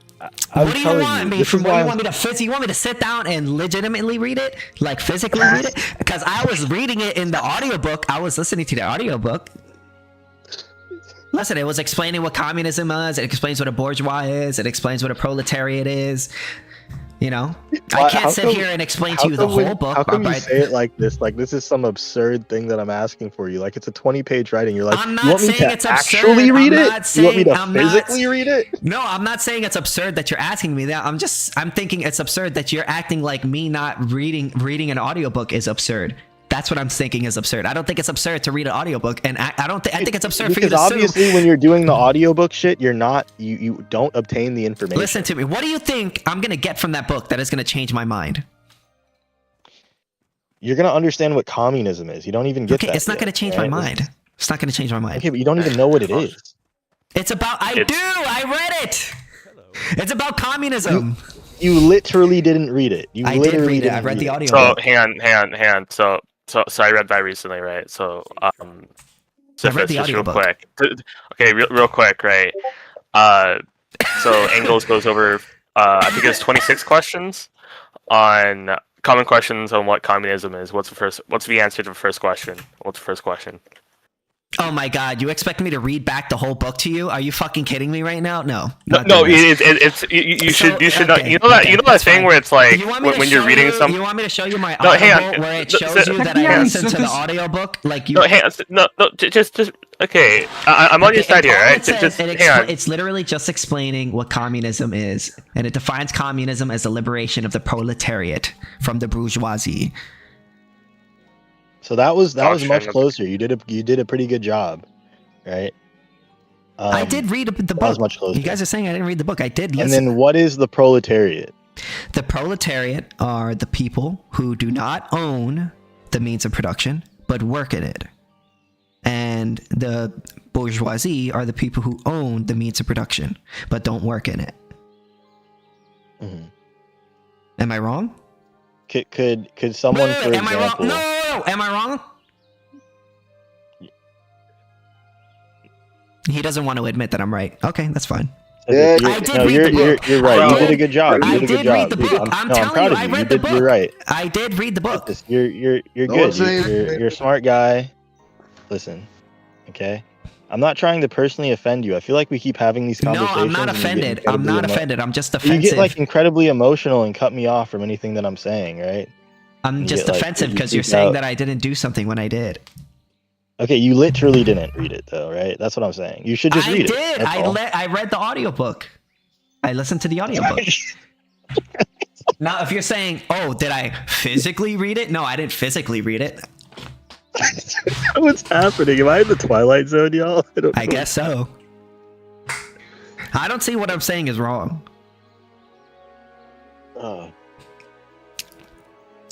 I mean, you did accept dead persons. I don't give a fuck. I didn't accept that. I subscribe to Real Business Cycle. You can't subscribe to RBC and ABCT. They're incompatible with one another. I don't know if that was a joke, Duel, but they contradict one another. RBCT, what's that? Huh? Real Business Cycle? No. Okay. All that means is that it's caused by exogenous factors, right? Yeah, but you're talking to the wrong in the guy Austrian on this view, one. I don't know if you know this, but in the Austrian view, they believe that capital is endogenous, not. Okay, so are there external factors that could happen? So, okay, let's just take COVID for example. Are there external factors that could influence the business cycle? Such as COVID, right? I'm a mute. Sure. Hold on. Are you talking about? Sorry. Are you talking about Austrian business cycle theory or real business cycle theory? Real business cycle theory.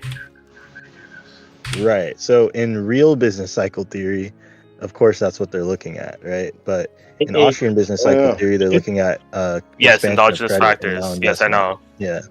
But yeah, obviously, real shocks to productivity can affect things. Everyone, that's what I'm saying. Yeah, but like both of those are not mutually exclusive, right? Like I can believe in endogenous. No, they are, because in real factors. business cycle theory, money is neutral. Money, there's money neutrality, right? There's you understand that business cycles, right? Recessions are something that are the result of restructuring of capital, right? There's malinvestment due to credit expansion. Real business cycle theory is saying, that there are these other factors, they use DSGE modeling to look at shocks within an economy, demand side, supply side, and the real economic conditions, not, So anyway, just for the assistance of the guy who didn't know what Karl Marx said, I put a quote in the there was one critique I had about the book.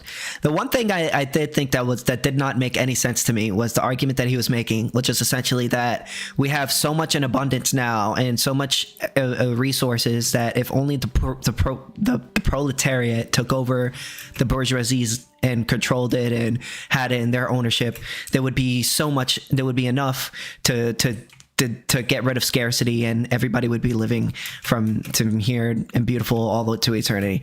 I am very skeptical about that claim. Well, he was also a poor guy, homeless dude, living with a rich guy who was paying for everything. Well, yeah, but yeah, I'm very skeptical. I was very skeptical about that claim when he made it in that book. I was just like, yeah, I don't think that's how that works. I don't think the workers taking over. The book was written by a capitalist, by the way, meaning a person that literally owned capital. Yeah, I would agree was a capitalist. Well, everyone's a capitalist. Why did you show your belly? No, I mean, everyone uses scarce resources in order to create or produce some other resource in which they'll use or make use of, or other people will use in order to make a profit. Wait, what do you think the definition of capital is? Capital, if I'm not mistaken, is isn't that like another word for money? No, it's something that could be used for a profit. If you have more capital, you have more money. Okay. It's something that can be used some for people profit. use it as money, and then there's the other word, the other way some people use it, which is the means of production, which would be some sort of even land is capital. Or can I finish what I was saying? I was literally going to agree with you. So I was just going to say that any sort of scarce resource that produces other things that people use, is that the definition you're going by? It produces things that capital is a social relation of production. No, it isn't. No, it isn't. Yeah, it is. Capital refers to a social relation of production where wealth is used to generate surplus value by that's just another way of saying what I said, isn't it? No, because you, for example, think that money itself is capital. That's not true, right? You can have money and there not be capital because capital expresses itself through surplus money value. is So a if you form have of capital, right? no. So capital is the value in motion that produces surplus value. So if you have, for So it's the example, machines. money. No. Let me help you out. I'm helping you out, bro. Okay. You have money, right? You use money to purchase commodities, right? Means of production, labor power, and then this gets sold for more money. This is capital. Now this is like reinvested. So we start. You can have the money alone, but it's actually the social relation of production, whereby we establish more value that makes it capital. That we call this MCM. Social production. So no, energy. What I attribute to profit is the time preference. Fundamentally, I mean, time preference is basically the idea that people tend to. How would you prefer calculate things. that? Excuse me. Oh, excuse me. I didn't mean to interrupt your question with my answer. So my argument was essentially time preference, which is basically the idea that people tend to sorry, it's pretty late for me and I've been smoking herb, but basically people tend to prefer things now as opposed to later.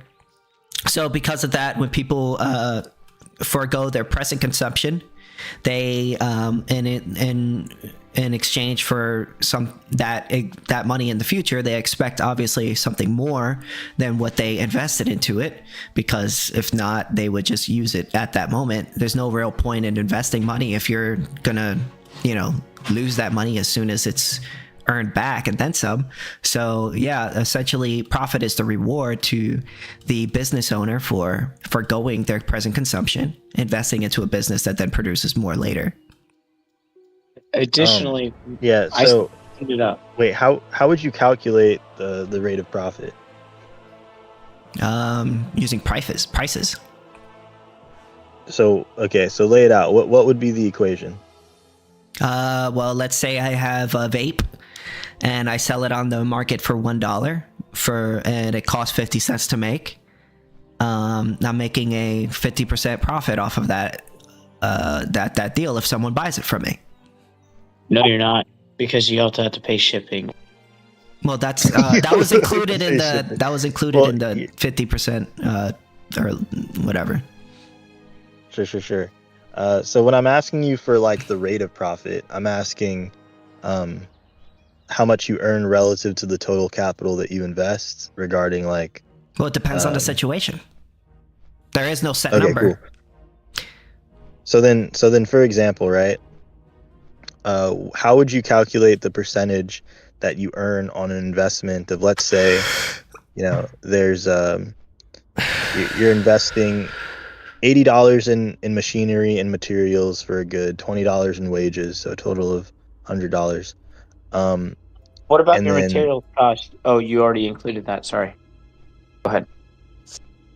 Material costs. I don't even know what you're talking about, but so this is 100, right? $80 in machinery and materials, $20 in wages. That's paid to workers, and let's say, this thing gets sold on the market for well, just like $60. Okay. Mm-hmm. How would you calculate a profit rate? You have to decrease shipping, how much it costs for shipping too. Yeah, I was gonna say something similar. Saying that? I don't know. So I was gonna say something similar to that, which was that you calculate how much it costs to run the business, then you look at how much you're making, and if you're making more than what it costs to run the business, then you're making a profit, and that profit and then the percentage of that profit to how much you're spending is the percentage rate of your profits after what is after what you've reinvested. Can you write that out for me, like algebraically? How would you represent that? What do you mean? I just told you. You don't know how the business is run? I understand. Yeah. So I'm just saying, could you write it out algebraically? I understood what you were saying. You just said, if it costs more than the business, if it costs. No. What I said is if You calculate how much it costs to run your business. Then you calculate how much revenue you're taking in. And if you have more than that, then if you're taking in more revenue, you're making a profit. If you're taking in more revenue than what it costs to run the business, you're making a profit. And the percentage. But how would you calculate cost, and how would you calculate like the investment? Based on That's the what revenue. I'm asking. Based on the revenue. Right. So like, how would you algebraically? How would you represent this? I told you earlier. I gave you the vape pen example. Is that algebra? Okay, that's all good, dude. No, I mean, this is fine. I don't understand what the question is. Like, do Austrians not have like an equation for rate of profit? I'm so confused. Rate of profit? What do you expect? Profit is, there's no such thing as a rate. I mean, there's no such thing as a uniform rate of profit. Each business is going to have a different rate of profit. There's no way to. I don't think there's any way to just calculate things in the economy. I mean, how you could look at businesses. How much? I told you this already. I don't know how much more clear I have to make this. What you do is you look how much money that business is making. You look how much revenue they're making. If they're making more revenue than it would cost to run the business, they're making a profit. And how much more of their revenue they're making as a percentage of what they're taking in, that's the percentage of profits that they're making. They're very simple. I don't understand the issue. Okay. Yeah, it's just I was just trying to understand if there's something that we could apply, because you gave an example. The example is very abstract. You're just saying like you're looking at the cost of production, and I'm asking how would you break that down and how would you calculate it? You look at the price. The price of what? Of the goods that are being bought in order to create the goods and services that are needed. So let's say we found out the price of the goods being bought. I'll give you one. How do we calculate the rate of profit now? I know how to do it. Based on you look at the prices. I've answered this question. I'm not sure how else you want me to answer this question. Okay, so we have the prices. We have, whatever. Like we have this. We figured out this is how much the materials cost. We figured out this is the price that we're going to sell it on the market. Okay, now how do we calculate the rate of profit? What do we do? So I literally answered this question. V-Bunny, you can go ahead. Sorry.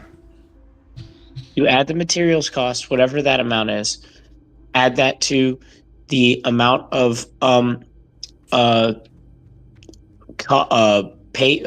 is it? The stupid paying for people to work, labor. all that stuff, right? Profit and then you add that, and then you subtract what should we call it? Shipping cost. You take that whole number and you multiply that by then you subtract the cost of sale, and then you divide both of those all that, whatever number you get from there, you divide that by total sales, and then that is going to get multiplied by 100, and that's how you're going to get your solution. Wow. Okay, why would you divide it by the total sale in order to get the? I'm confused. Why would you do that? Why would you do that? Rate? Because the relation to the, like, you already accounted for what the cost of the materials are going to be. At first you were saying subtract, and then you said divide, and that was confusing. But if you already have the cost of what the machines, the materials, and the labor is going to be, why would you divide that by the total? Why are you dividing that? Because I don't understand. I'm not really sure what he is talking about, I'll be honest. Hold on. You're trying to get net. So you're trying to get net, the answer to net profit. I'm trying to get the answer for a profit rate. But even with the net profit, you wouldn't divide it all. You would just subtract like expenses minus revenue. But that's what I said. So then, that's what I said.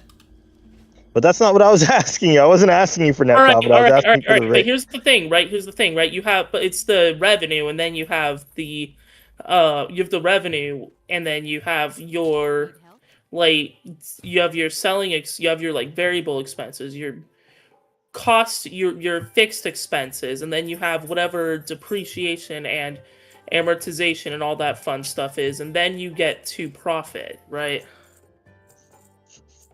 Yeah, I feel like I've explained this already. Like, I'm not sure where we're disagreeing here, because I agree with you on that. I was merely stating that that how you calculate profit is by adding up the total cost of the business, and that includes all of what you just said, you know, taxes, shipping, labor, and all that. Then, all right, well, it depends on what you're talking about. Please do not interrupt me. Please do not interrupt me. Because wait, hold on. This is fine. But I didn't even ask you though. How do you calculate profit? I was in fact asking how do you calculate a rate of profit? I told you. So that would be like a return. Yeah. So if you have like a return, the percentage, what you do is you look at the cost of that business, the total cost of that business. Then you look at how much money your business is taking in, and then you look at the percentage of that amount above what it all costs. So let's say if it's $100 and you're getting $30, well then you know you're getting 30% profit because you're gaining $30 out of $100 in what you invested into that company. So that's how you calculate the rate of profit for businesses. I feel like this is really simple. The reason why you said you have total sales on both the bottom and top of the equation is because you're trying to subtract that from the get that out of the equation. It needed to be included at the beginning, but you in order to calculate the total change, you need to divide it so you could remove that from the final equation. No, okay. But like, so here's, I mean, the way that you would do this, even from a neoclassical standpoint, is one, you need like the aggregate value of all produced means of production that's used to generate the particular good, right? So that would include, you know, like, of course, you're looking at the, you know, the factories, the machines, equipment, warehouses, whatever it takes to produce this particular good. Yeah. And then you would take, you know, the profit itself, which is revenue minus expenses, and then you would divide that by the total capital stock, which is that's what I said. That's literally word for then word what I said. Hold on, KingSithis. How did you say that? What is the total capital stock? That's word for word what I said. What is the total capital stock? Bar for bar. No, it is not word for word. You didn't say total capital stock. You don't even know what the word. I have a question. What is total capital stock? If that's what you said, what is that? I literally said the cost of running that business, the total cost of running that business. That includes anything that is associated with the cost of running that business. So that would include taxes, capital. Okay, then what do you do with it? Okay, so now we have the total cost of running that business. I am so overcocking you right now because literally you say things, you say I'm wrong, then you reiterate what I say. I'm asking you. Okay, that agrees with me, and then you're all upset. Well, then restate what you were saying, KingSithis. I literally said what you just said. I literally said what you do is you calculate all the cost that is associated with that business. I said this word for word. All the costs, that includes everything you just said. Then you take how much revenue is coming in, and then you figure out what percentage of that revenue is to the amount of the cost that is being to that business. So I gave an example. If you're spending $100, you're wrong already. You're wrong. Okay, whatever.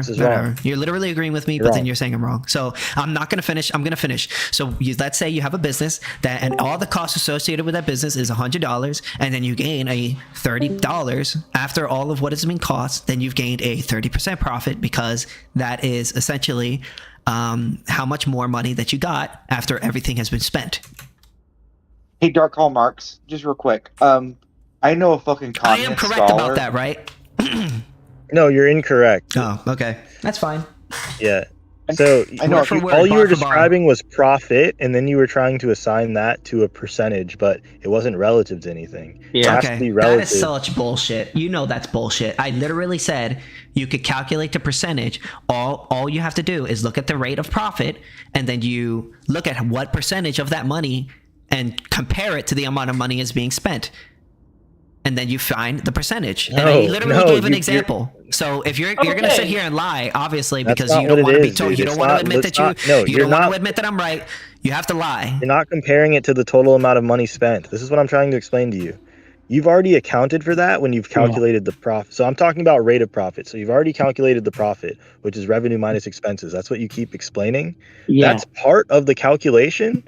But then there's a whole other section. So if, for example, we were calculating the rate of return on capital, that would be equal to the profits, right? Divided by, so the revenue minus expenses, divided by the total capital stock, which is not the investment, which is not just revenue or how much money you've taken in or how much money you've spent.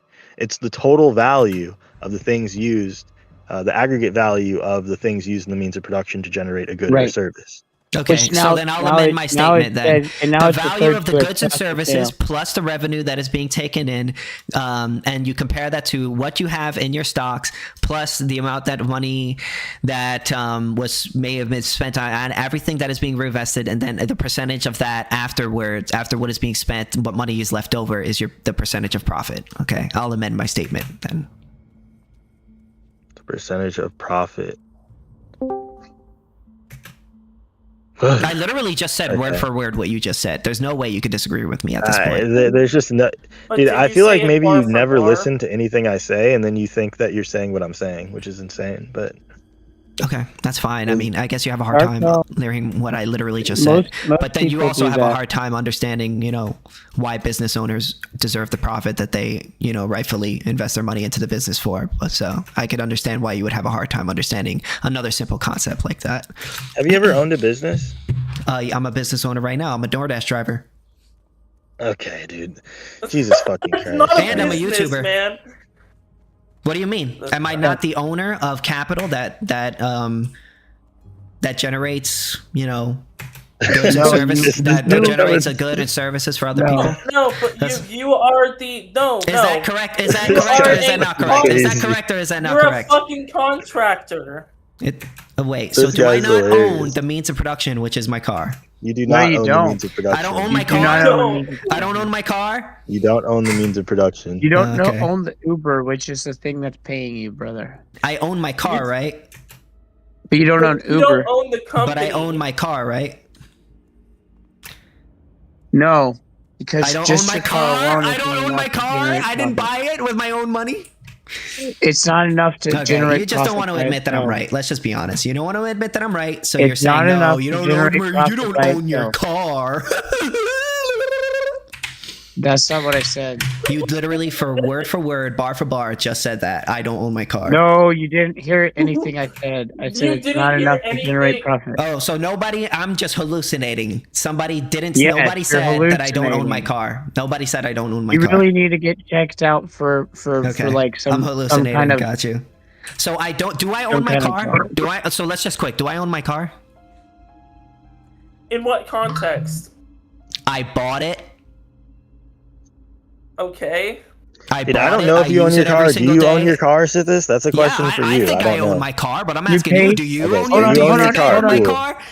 Do you pay? You own your car. That's wonderful. You guys are like the most brain dead people I've ever spoken to. You can't even answer a simple question about whether or not I own my car. You pay payment on it. That's my question. I don't know if you own the car that you drive. I don't know you, but if you're saying you do, then you own it. Cool. But that still doesn't mean that you own the means of production, because the application, the do I not use the car to do the job? Is effectively the means of production. Do I not use the car to do the job? Can I do the job without the car? If you own the means of production, you wouldn't utilize the infrastructure of another thing owned by another. Or do I not own my car? Okay, Sithis. Okay, I'm not hearing an answer, so I guess I'll ask the question again. Do I or do I not own my car? Yes or no? Yes, you own your car, but that's not Grimwald, I'm going to hop off, but if you feel free to moderate the room as you see fit. Okay, follow-up question. Do I use my car to do the job that is DoorDash? Sure. Okay, yes, so therefore, I am using the means of production, right? That's not the means of production. I can't do my job if I don't have a car. I can't do my job if I don't have a car. So I'm using my car to provide a service, for my fellow man. So therefore, I am a private business owner. All right. Going off of that logic, you wouldn't own the means of production if you didn't own your phone either. I do own my phone. Hold on. Okay. What would make you think I don't own my phone? Hold on. The means of production here is the Uber app. You don't own that. No, it's not. Yes, it is. No, it's not. Yes, it is. I mean, how do people pay you? It's not. How do people pay you? The people pay me. All DoorDash is, right? They don't own my car. They don't own me. All DoorDash is a middleman. You know what a middleman is, right? Yeah, but how do the people pay you? Let me finish. That's my Wait. Let me. question. I'm literally answering your question. You guys know what a middleman is, right? Yes. Sure. Okay. A middleman is a person that connects you, right, to other people, right, that want your That's service. the means of production. All their no. That's not the means of production. It may be means of production. That may be their means of production, but that does not mean that my car is not a means of production. The reason why my car is a means of production, just because they are using their own means of production to make money, does not mean that my car is not a means of production. It is a means of production. I am using my car to provide the service of giving people food. Pay you. You're not answering the question. You're too autistic. I told you they're a middleman. What they do is they connect me with other people who then pay them and then they give me a portion of that money. That's what I told you. Okay, so then if they're the ones being paid, then they're the ones who own the means of production. No. Do they own my car? No, but they own the so method in therefore, which to get paid. I'm not talking about their machines. I'm talking about my car. Listen. Wait. I'm not talking about their machines. Take their machines, their app, everything out of the picture. Stop. I want a quick yes or no to this question. I am the owner of my car, correct? You're not following. Answer the question. I'm not answering your stupid question. I already answered Space Ghost, answer the question. Am I the owner of my car? I said yes, you are the Okay. owner of Am I your car. using my car as a means of production? It depends. Like no, the sorry, means if I may. No, let The me answer is finish. yes. Hey, can I please finish? I'm not interrupting you. The means of production is the app that is used to generate. I didn't ask you the app. I didn't ask you about the app. We already agreed that that is a means of production. But I'm not asking about the app. I'm asking about the car. Is the car a means of production? Correct or incorrect? Yes. Okay. It can be. I am the owner. Wait, stop. I am the owner of that means of production. Correct or incorrect? No. Incorrect. No. Okay. So I don't own my car. No, that's not what right. we were saying. Okay, so then I'll ask the question again. I'll ask the question one more time because you guys are driving me crazy. You don't own the app. Okay, I'm not asking you. Oh, Greg, I'll let you go after me if you don't mind. Let me try one more time. Well, the app. Let's go. I just want to hear nothing but yes or no. Space Ghost, please. No, Space Ghost. The contract isn't between you and. I understand what you're saying, but we're not talking. It's not between your car and the. Listen to DoorDash. me. It's between you and DoorDash. Oh, I'm sorry. When you go to a job, are you doing a contract with your car? I mean, you're not doing a contract with the car. Obviously, it's not a person. I know that. What I'm talking about, right, is not the person. We're talking about the means of production. Me and you both agree that the app is a means of production that they use, correct? Yes. Okay. We both agree with that. So from here on out, I don't want to hear about that. Okay? We're talking about the car. Am I the owner of my car? Yes, we've established that you're the owner of your car. Is the car a means of production? It is a means of production. Period. It is not, Thank you. Next question. I understand it's one of the. I understand that a hammer in a metal shop is a part of the means of production, but I'm not asking you if it's a part of the means of production. I'm asking you if it is a means of production. Yes or no? Yes, it is. So that would mean that I am the owner of the means of production that is my car, thus making me a proletariat. Or bourgeoisie. Sorry, had that backwards. That's not the case. If it does not fit, does it not fit all the prerequisites? Well, you're an independent contractor. Kurt, go ahead. I did promise Greg to go. Go ahead. Okay, thank you. So I want to add, I think there is one aspect of this which is forgotten. I would not say that your car is your means of production, but it is an instrument of production. Just like the tools of an electrician is an instrument of production. It is not a means of production, it is an instrument of it. right? The farm tools in which a farmer uses is an instrument of production.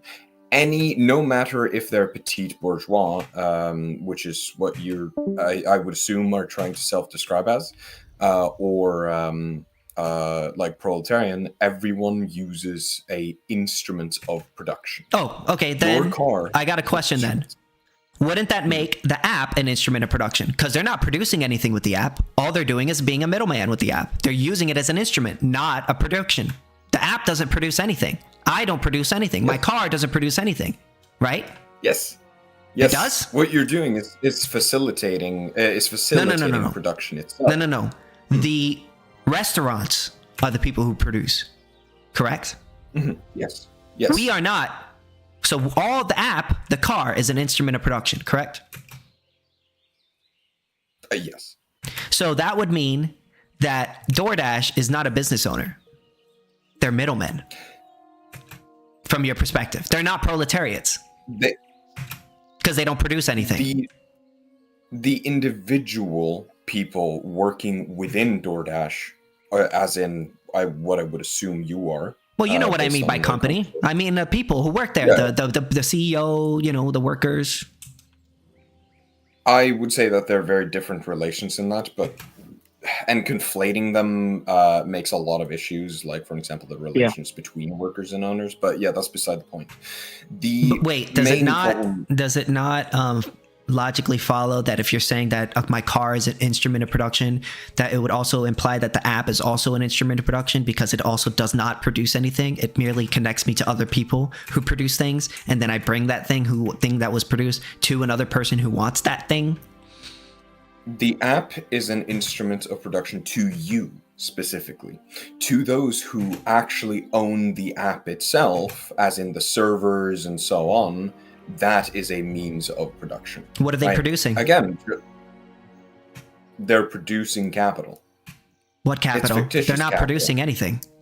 As far as I can tell, the only thing that DoorDash produces is their hats. It's the facilitation of production itself, which so it's produces, not. So it's not. Okay, so then I would wait. Then that would have to apply to me. That would have to apply to me too. Can I finish? Okay, and my car. So it's the facilitation. I think that's the word. Then I'm guilty of that too. But no. It's the facilitation of capital production itself. Capital is being produced by facilitating production through that middleman. Just like a truck driver facilitates the production of capital. I'm the truck driver. I am the guy. I am that truck driver. I'm the one facilitating capital in the same way that truck driver is doing so. Correct? Yes. Okay, so then I am just as guilty. So therefore, I am just as guilty as the DoorDash owners. No, but here's the thing, right? You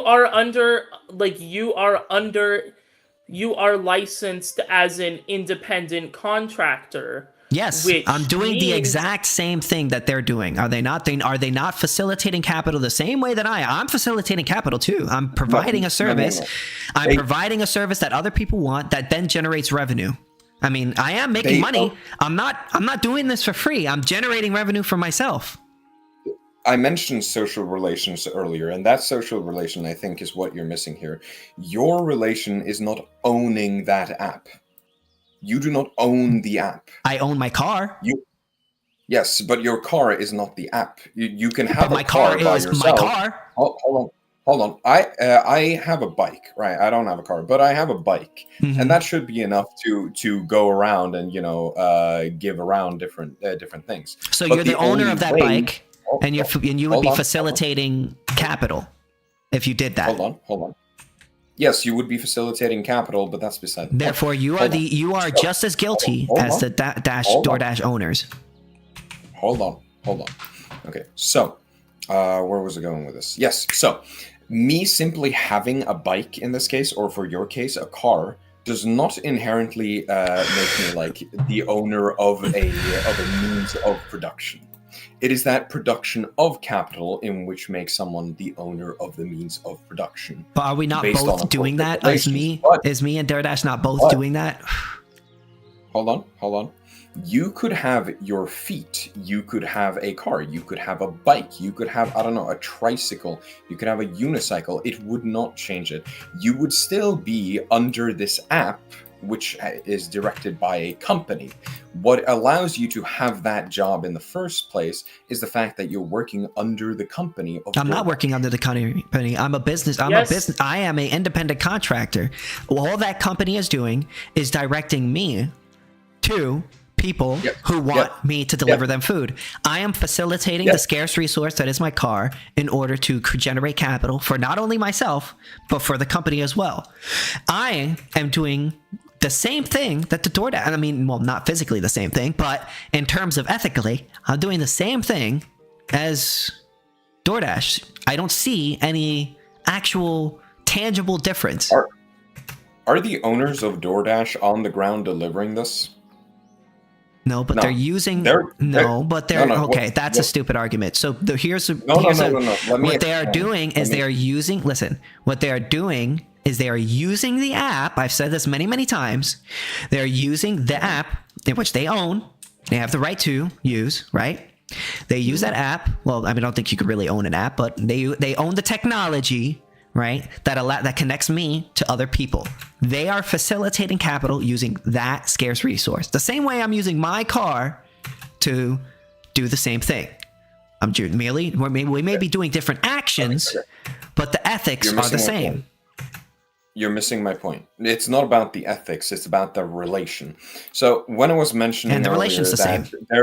Hold on. When I was mentioning that they were not on the ground doing this sort of thing, I wanted to demonstrate that these are what's the word? Essentially different relations, right?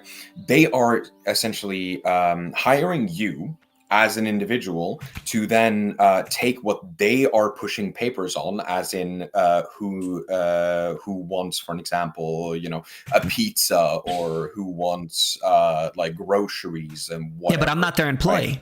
Right? They are hiring you. You're being paid for this, right? Well, okay. If you then anytime that you exchange anything with another person, that person is the boss of you. Because what is going on isn't that they're hiring me. What they're doing is they're basically saying, I am offering you this much money to do this specific task. If you're on a contract and that contract says we get a cut of the profit in which you do this service for us, that is being hired. You have been hired. Okay, well then that would mean. Okay, but then that would basically mean that anytime that, let's say, I decide to, so for instance, let's say I decide to, okay, I can understand what you're saying. They may be hiring me. I can give you that. But I will say this. The social relation in terms of what we're doing is not different. And I'll give you the reason why. Because we are both using instruments of production in which we both own, because they're not giving me the instruments of production. The only thing they're letting me do is the app, right? They're letting me use their app, right? But I'm using my own instrument of production to generate my own revenue, right? So, I mean, because that money is going towards me. So I'm doing pretty much the same thing that they're doing. The only difference is that they're offering me the money. If I was offering them the money, or let's say somebody came up to me and asked me to do the job for them. Like, let's say you came up to me and you said, hey, Sithis, you're Greg, and you wanted me to go to the store and get you KFC, and you give me $10. Yeah, technically you're hiring me, but I'm using my instrument of production, right, in order to generate revenue for myself. So okay, so this goes into what I meant by social relations. Essentially, what this company is doing is that it puts you into contact with these people who need these services. I'm sorry, hold on, my alarm started. Okay, my bad. It's early in the morning, so I apologize about that. Hey, take your time. What I was saying? Yeah. So where I was going is that their main service essentially is putting people into connection with each other, right? You are put into a connection with another person who then requires this service. That is still, as even you conceded to, being hired, right? You go onto a contract and so on and so on, right? Now, sorry, jeez. Okay, I apologize. I'm also in a game as we're talking. No, me too. I'm playing World of Warcraft. I'm playing Minecraft. Craft on craft. No, I'm kidding. Okay, anyway, going back to the main subject at hand. The service in which the company provides is essentially they're the middleman. Just to put it simply. It's pushing papers, essentially. Its whole business model is pushing papers. It is then reliant on the employees to actually put those papers into action, right? The employee being you. Right? Yeah, but they have to invest into that infrastructure to create that opportunity. See, that opportunity wouldn't be there if their business, if they didn't invest all that capital into the technology that allows us to connect with each other. Sure, but that's not what I'm arguing. I'm more so on the thing that you mentioned after the concession that you made on like the social relations being different or not, right? I would argue that they are different. As their main job, this company's main job is essentially to extract the value itself. This is why they're paper pushers, because this is why they're also not on the ground. They're purely there to oversee that you are making money for them, right? Yeah, but that's not necessarily true. They're not doing nothing. Paper pushing isn't nothing. That is work. Getting people, making the technology, investing in the technology, and maintaining the technology that is needed to get people connected with each other is not an easy thing. And also, if doing what they do was so easy, anyone would just go out and they wouldn't need to do DoorDash. They would just go up to find people on their own and then do that. But the issue, so for me, what they're doing is they're providing a service for me, which is connecting me to people that I want to deliver to. And they are doing is providing a service for the other people, which is providing them with a person that is willing to drive to them. We're all providing each other a service.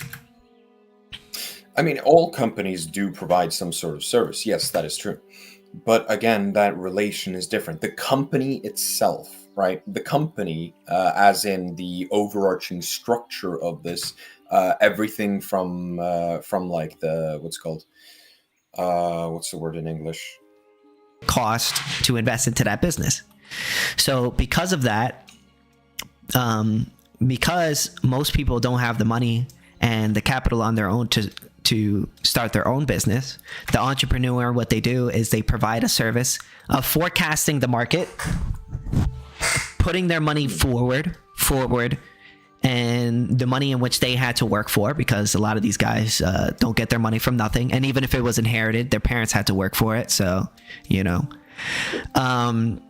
so what they're doing is they're putting their capital, they're into a business, and they're arranging the means of production so that it can make profit. And only when they arrange it in a way that actually generates more revenue than it would cost, thus signaling that they are providing a service that people want more than their money, because money is merely a just pieces of paper that signal things. So because of that, they deserve the entrepreneurial profit that they earn. They are not extracting anything. In fact, I would say they're providing a service, because without their initial investment, there would be no capital to be there in the first place.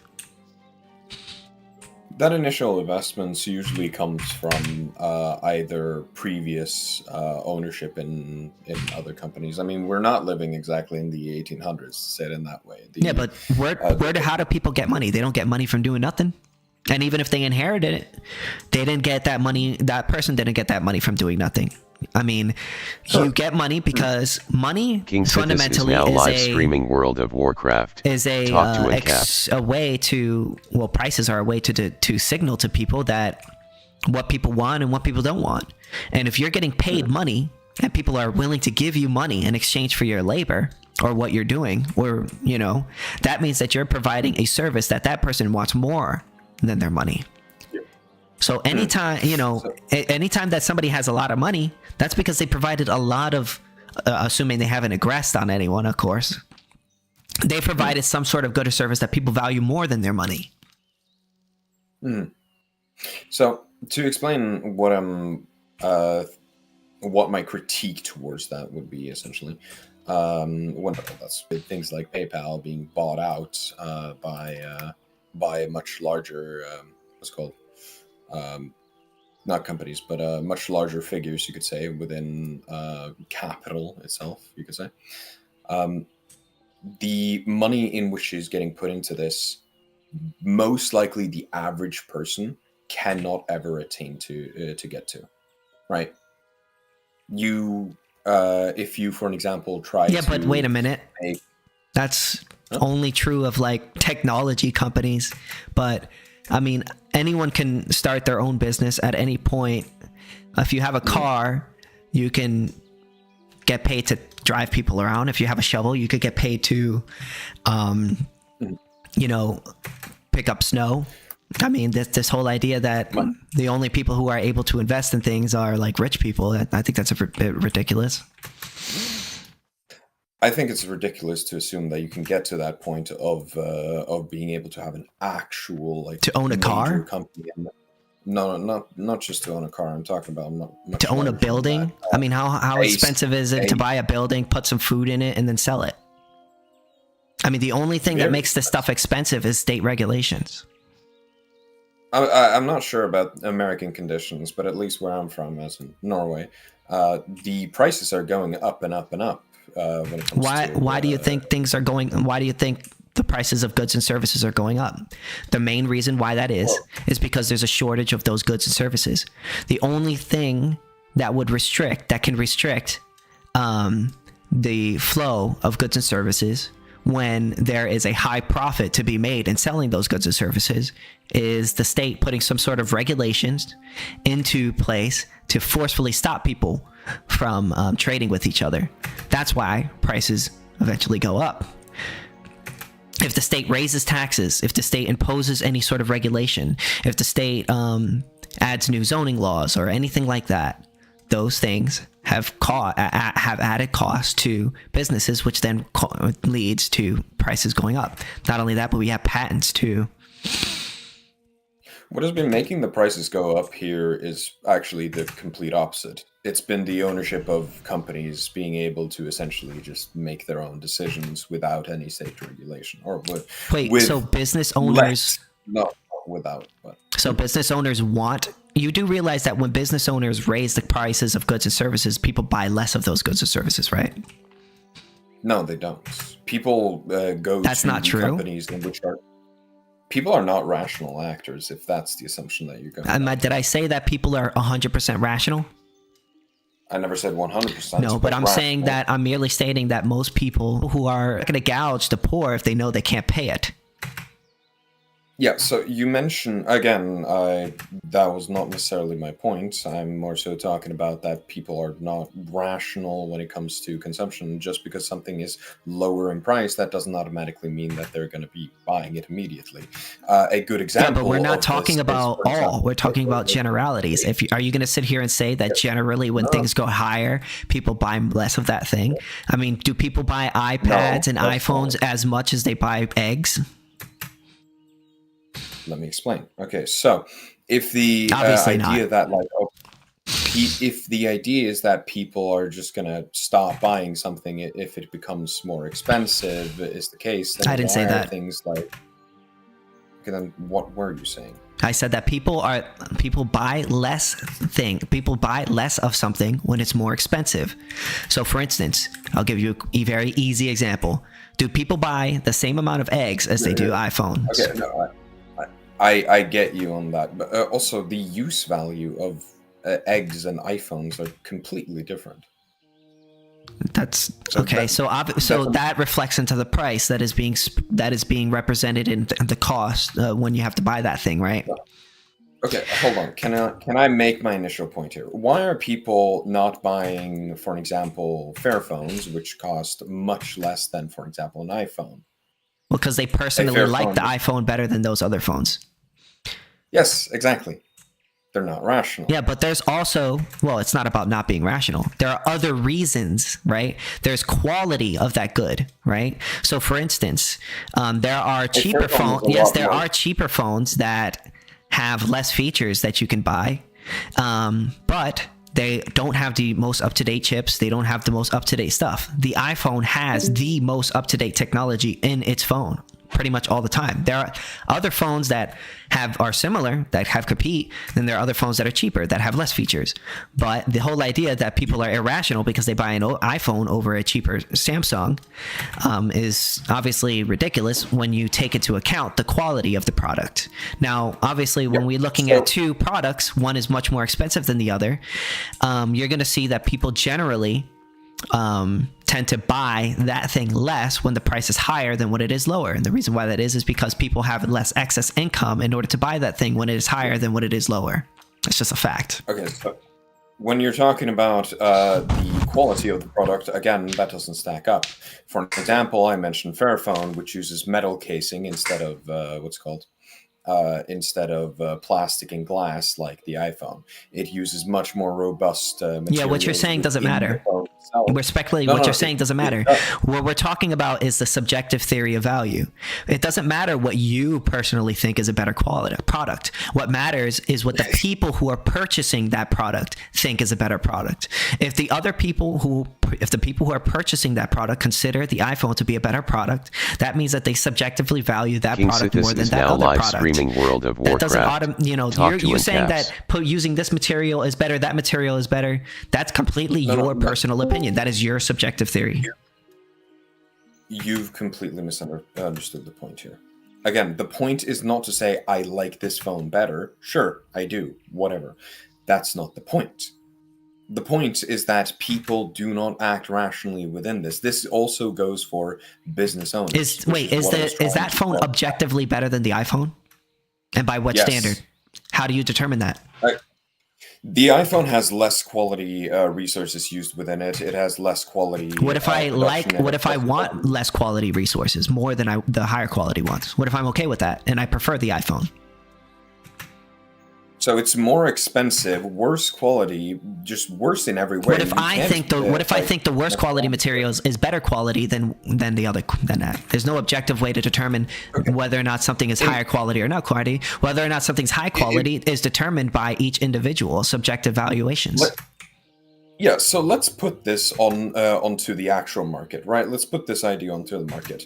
Let's say that we both have however, then their selling is objectively worse or objectively better than the other one. Whether or not that product is good or bad is depending on the subjective evaluations of each individual. And if that company is a better company and they're able to push their product out in terms of advertising, then they are objectively doing a better job than the other business, because if that business had a better product, they would do the same thing as Apple is doing, and then they would get just as much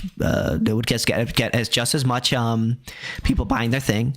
But obviously they're not investing in advertisement the same way that Apple is, so therefore they don't get that advantage. There's other things that go into whether or not people buy something that isn't always just a value. Yes. I mean, the complete quality of that thing.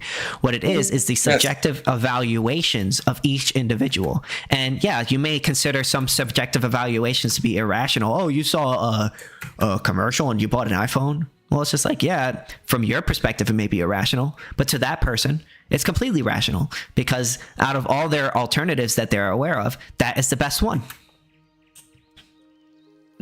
So I've completely lost the plot to where we even started with this. I believe in the subjective theory of value. There's you can't tell me that there's something that is objectively better than another thing or not objectively better. I could personally think that Samsung is better than iPhone, but that's not true of most people. And I could consider people to be not irrational. They're basically people envision a future in which they could use some sort of scarce resource, because every single person has some sort of unalleviated need that they always feel. Right? That is why we're always acting. And when we act, we're basically envisioning a future in which will alleviate or temporarily alleviate that sense of uneasiness. And we basically do things with scarce resources in order to do that. So an example would be like, I don't know, like smoking a cigarette when you have the urge for it. That's essentially praxeology. People are choosing among all the options that are in front of them to do one thing over another thing. You could either be sitting around doing nothing, or you could be talking to me on Discord. Of all the options, you're choosing to talk to me on Discord. You're a rational actor. You're making the choice. Now, some people use rational in the sense that like, oh, you're making an irrational decision, like you're walking into the wall or something. Now, that may be a different way of using it. Yeah, like in the normal way of using it. But in the Austrian economic way of using it, that's what we mean. I think I see the problem. I was just talking about man acts. Like I was merely stating that the man, like why people act, and I was just talking about the subjective theory of value. That's it. Yeah. But again, going to like what I was saying with why I'm struggling with what you're saying, I think from how you're describing it, the main difference that we're coming to here is that like within, for example, Marxism, we focus mostly on social relations between not only individuals, but the individual to the system, individuals to whole like systems of individuals, right? As in basically just more people together, right?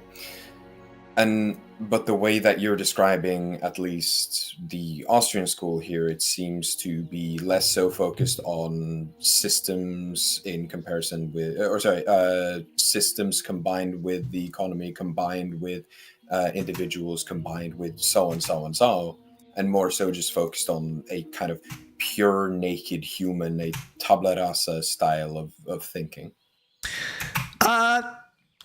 Yeah, you could say that. We mostly focus on what actually, like, what is observable, in the sense that, like, we focus on, okay, like, I like to say this when people talk to me about Austrian school. I think the Austrian school is just basically, it is what it is. This is what it is, and this is how it is, and this is just the way that it is. Like, okay, so like when I talk about subjective theory of value, I'm not talking about a social relation or this, that, or that. I'm talking about just what the facts are, just what it is. You know what I'm saying? Why I'm merely describing why we do things and the purpose of that thing. Right. And then that explains, well, why we have profit, why we have money, why we have businesses, and why all those things are not necessarily unethical. Because now, whether or not something is unethical is depends on your view on coercion.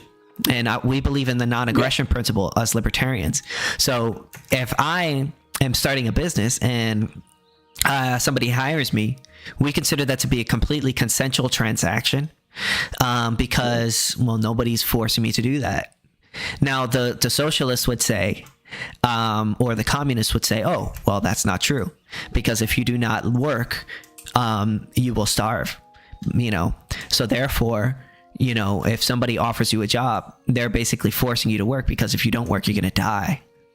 Well, the issue with that is us libertarians, when we talk about coercion, we're not talking about whether or not someone is going to die. We recognize that people die.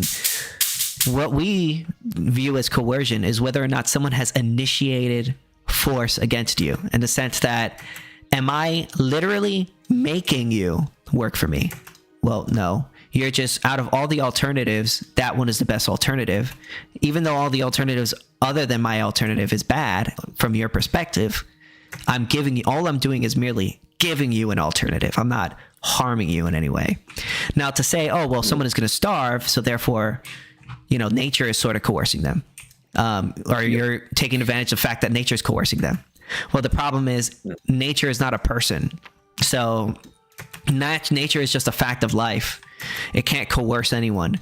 Nature is. I'm going to starve if I don't eat. That just is a fact. Yeah. And nobody is imposing that act upon me. If I'm in the middle of the road and nobody gives me food, I'm going to starve. If I'm in the middle of the road, there's nobody there, I'm going to starve.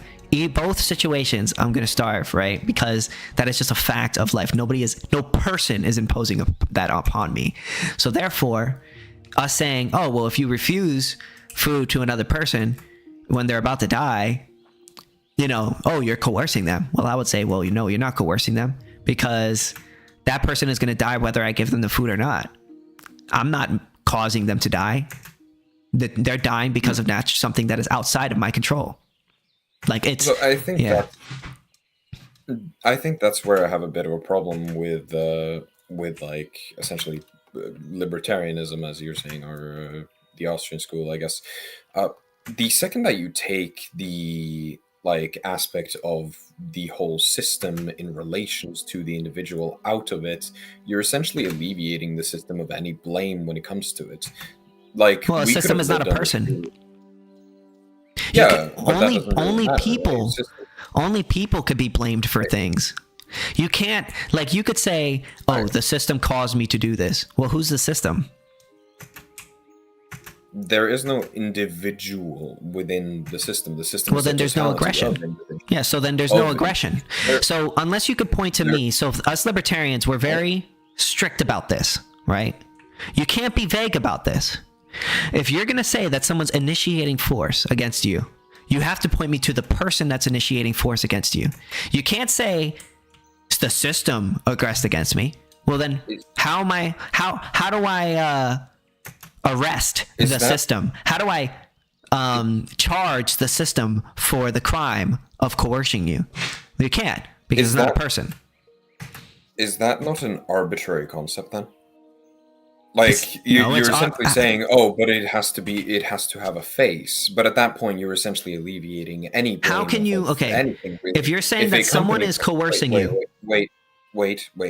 If a company, for an example, fires you, the only response you'll give is either A, oh, it was the person who did the act of firing, or B, it was the what's it called. It was just no one. No, I just got fired because I just wanted to. No, right? You got fired. Obviously, the person who's firing you is responsible for firing you. But I would say they're not coercing you. Coercion has to involves an initiation of force. Again, I'll go back to what you just said earlier. You're saying that the system is coercing you. That means nothing to me. A system is not a person. Yeah. You can't hold. In order for someone or something to be responsible for something, you have to be able to hold it. Wait, you have to be able to hold it responsible. You can't hold a system responsible for the fact that you go hungry. How? Okay, so let's say you're the judge. Who are you bringing in to charge for this violence? The people who control that system, the bourgeoisie. As in the capitalist Nobody controls the system. The system is not a person. Who's controlling the system? How are they controlling the system? If I can explain. The only people who control the system, as far as I could tell, is the people who run the state. If I can be explained, or if I can KingSithis is now live streaming World of Warcraft. So, talk to the AnCaps. bourgeoisie, as in the capitalist class, are not working as a single individual or anything like that. It's not a cabal, naturally, of course not. But they are, however, working in tandem, in trusts, for example, during times of crisis, or that being economic crisis. In the times of political crisis, they will usually agree on legislations and so on. So we should abolish the state. Well, eventually, but what do you mean eventually? The state is. I mean, I think it's so crazy that socialists get so upset about what could be perceived as coercion, which isn't actually coercion, I'll be honest, but have nothing to say about the state. Like, you're so upset about business owners, but the state will literally shoot you if you don't pay them. Will a business owner shoot you if you don't go to their business? So, when it comes to the state, there are plenty of writings by communists and socialists about how to abolish the state and how we want the state to. Yeah, but I just want a quick question. If you don't work for the boss that you work for, are they going to shoot you? Mm-hmm. No, that's not how. If you don't work for the business for a company, is anyone going to harm you? Is anyone going to force you to go work there? That's not how coercion works. No, that is how coercion. If there's no person coercing you, then who can you hold responsible? The whole system in its totality. That's not a person. Who can you hold responsible if that's not a person? The whole system in its totality. Okay, again, do you not hear what you're saying? Do you not hear what you're saying? I am, but you're not. The system is the system a person? Can you show me the system? Who is he? No, the system is not a person. No. Okay, so then we can't hold the system responsible because it's not a person, right? May I explain? Yes or no? Being spoken of. May I explain? I've answered that before, but may I explain without being spoken over? Okay. Okay, so the system is a totality of individuals. This is what the theory of revolution within Marxist theory is all about. It is exactly holding the entire system accountable. In what way are they coercing you? So business owner, I'm a business owner. I'm saying, hey, I want to hire you to clean my garage. What way am I coercing you? You're not listening, and as such, there's no point in engaging. I'll see you. Okay. No. As far as I can tell, the only people who are doing that are people who run the state. So, where's the coercion? I don't see any coercion.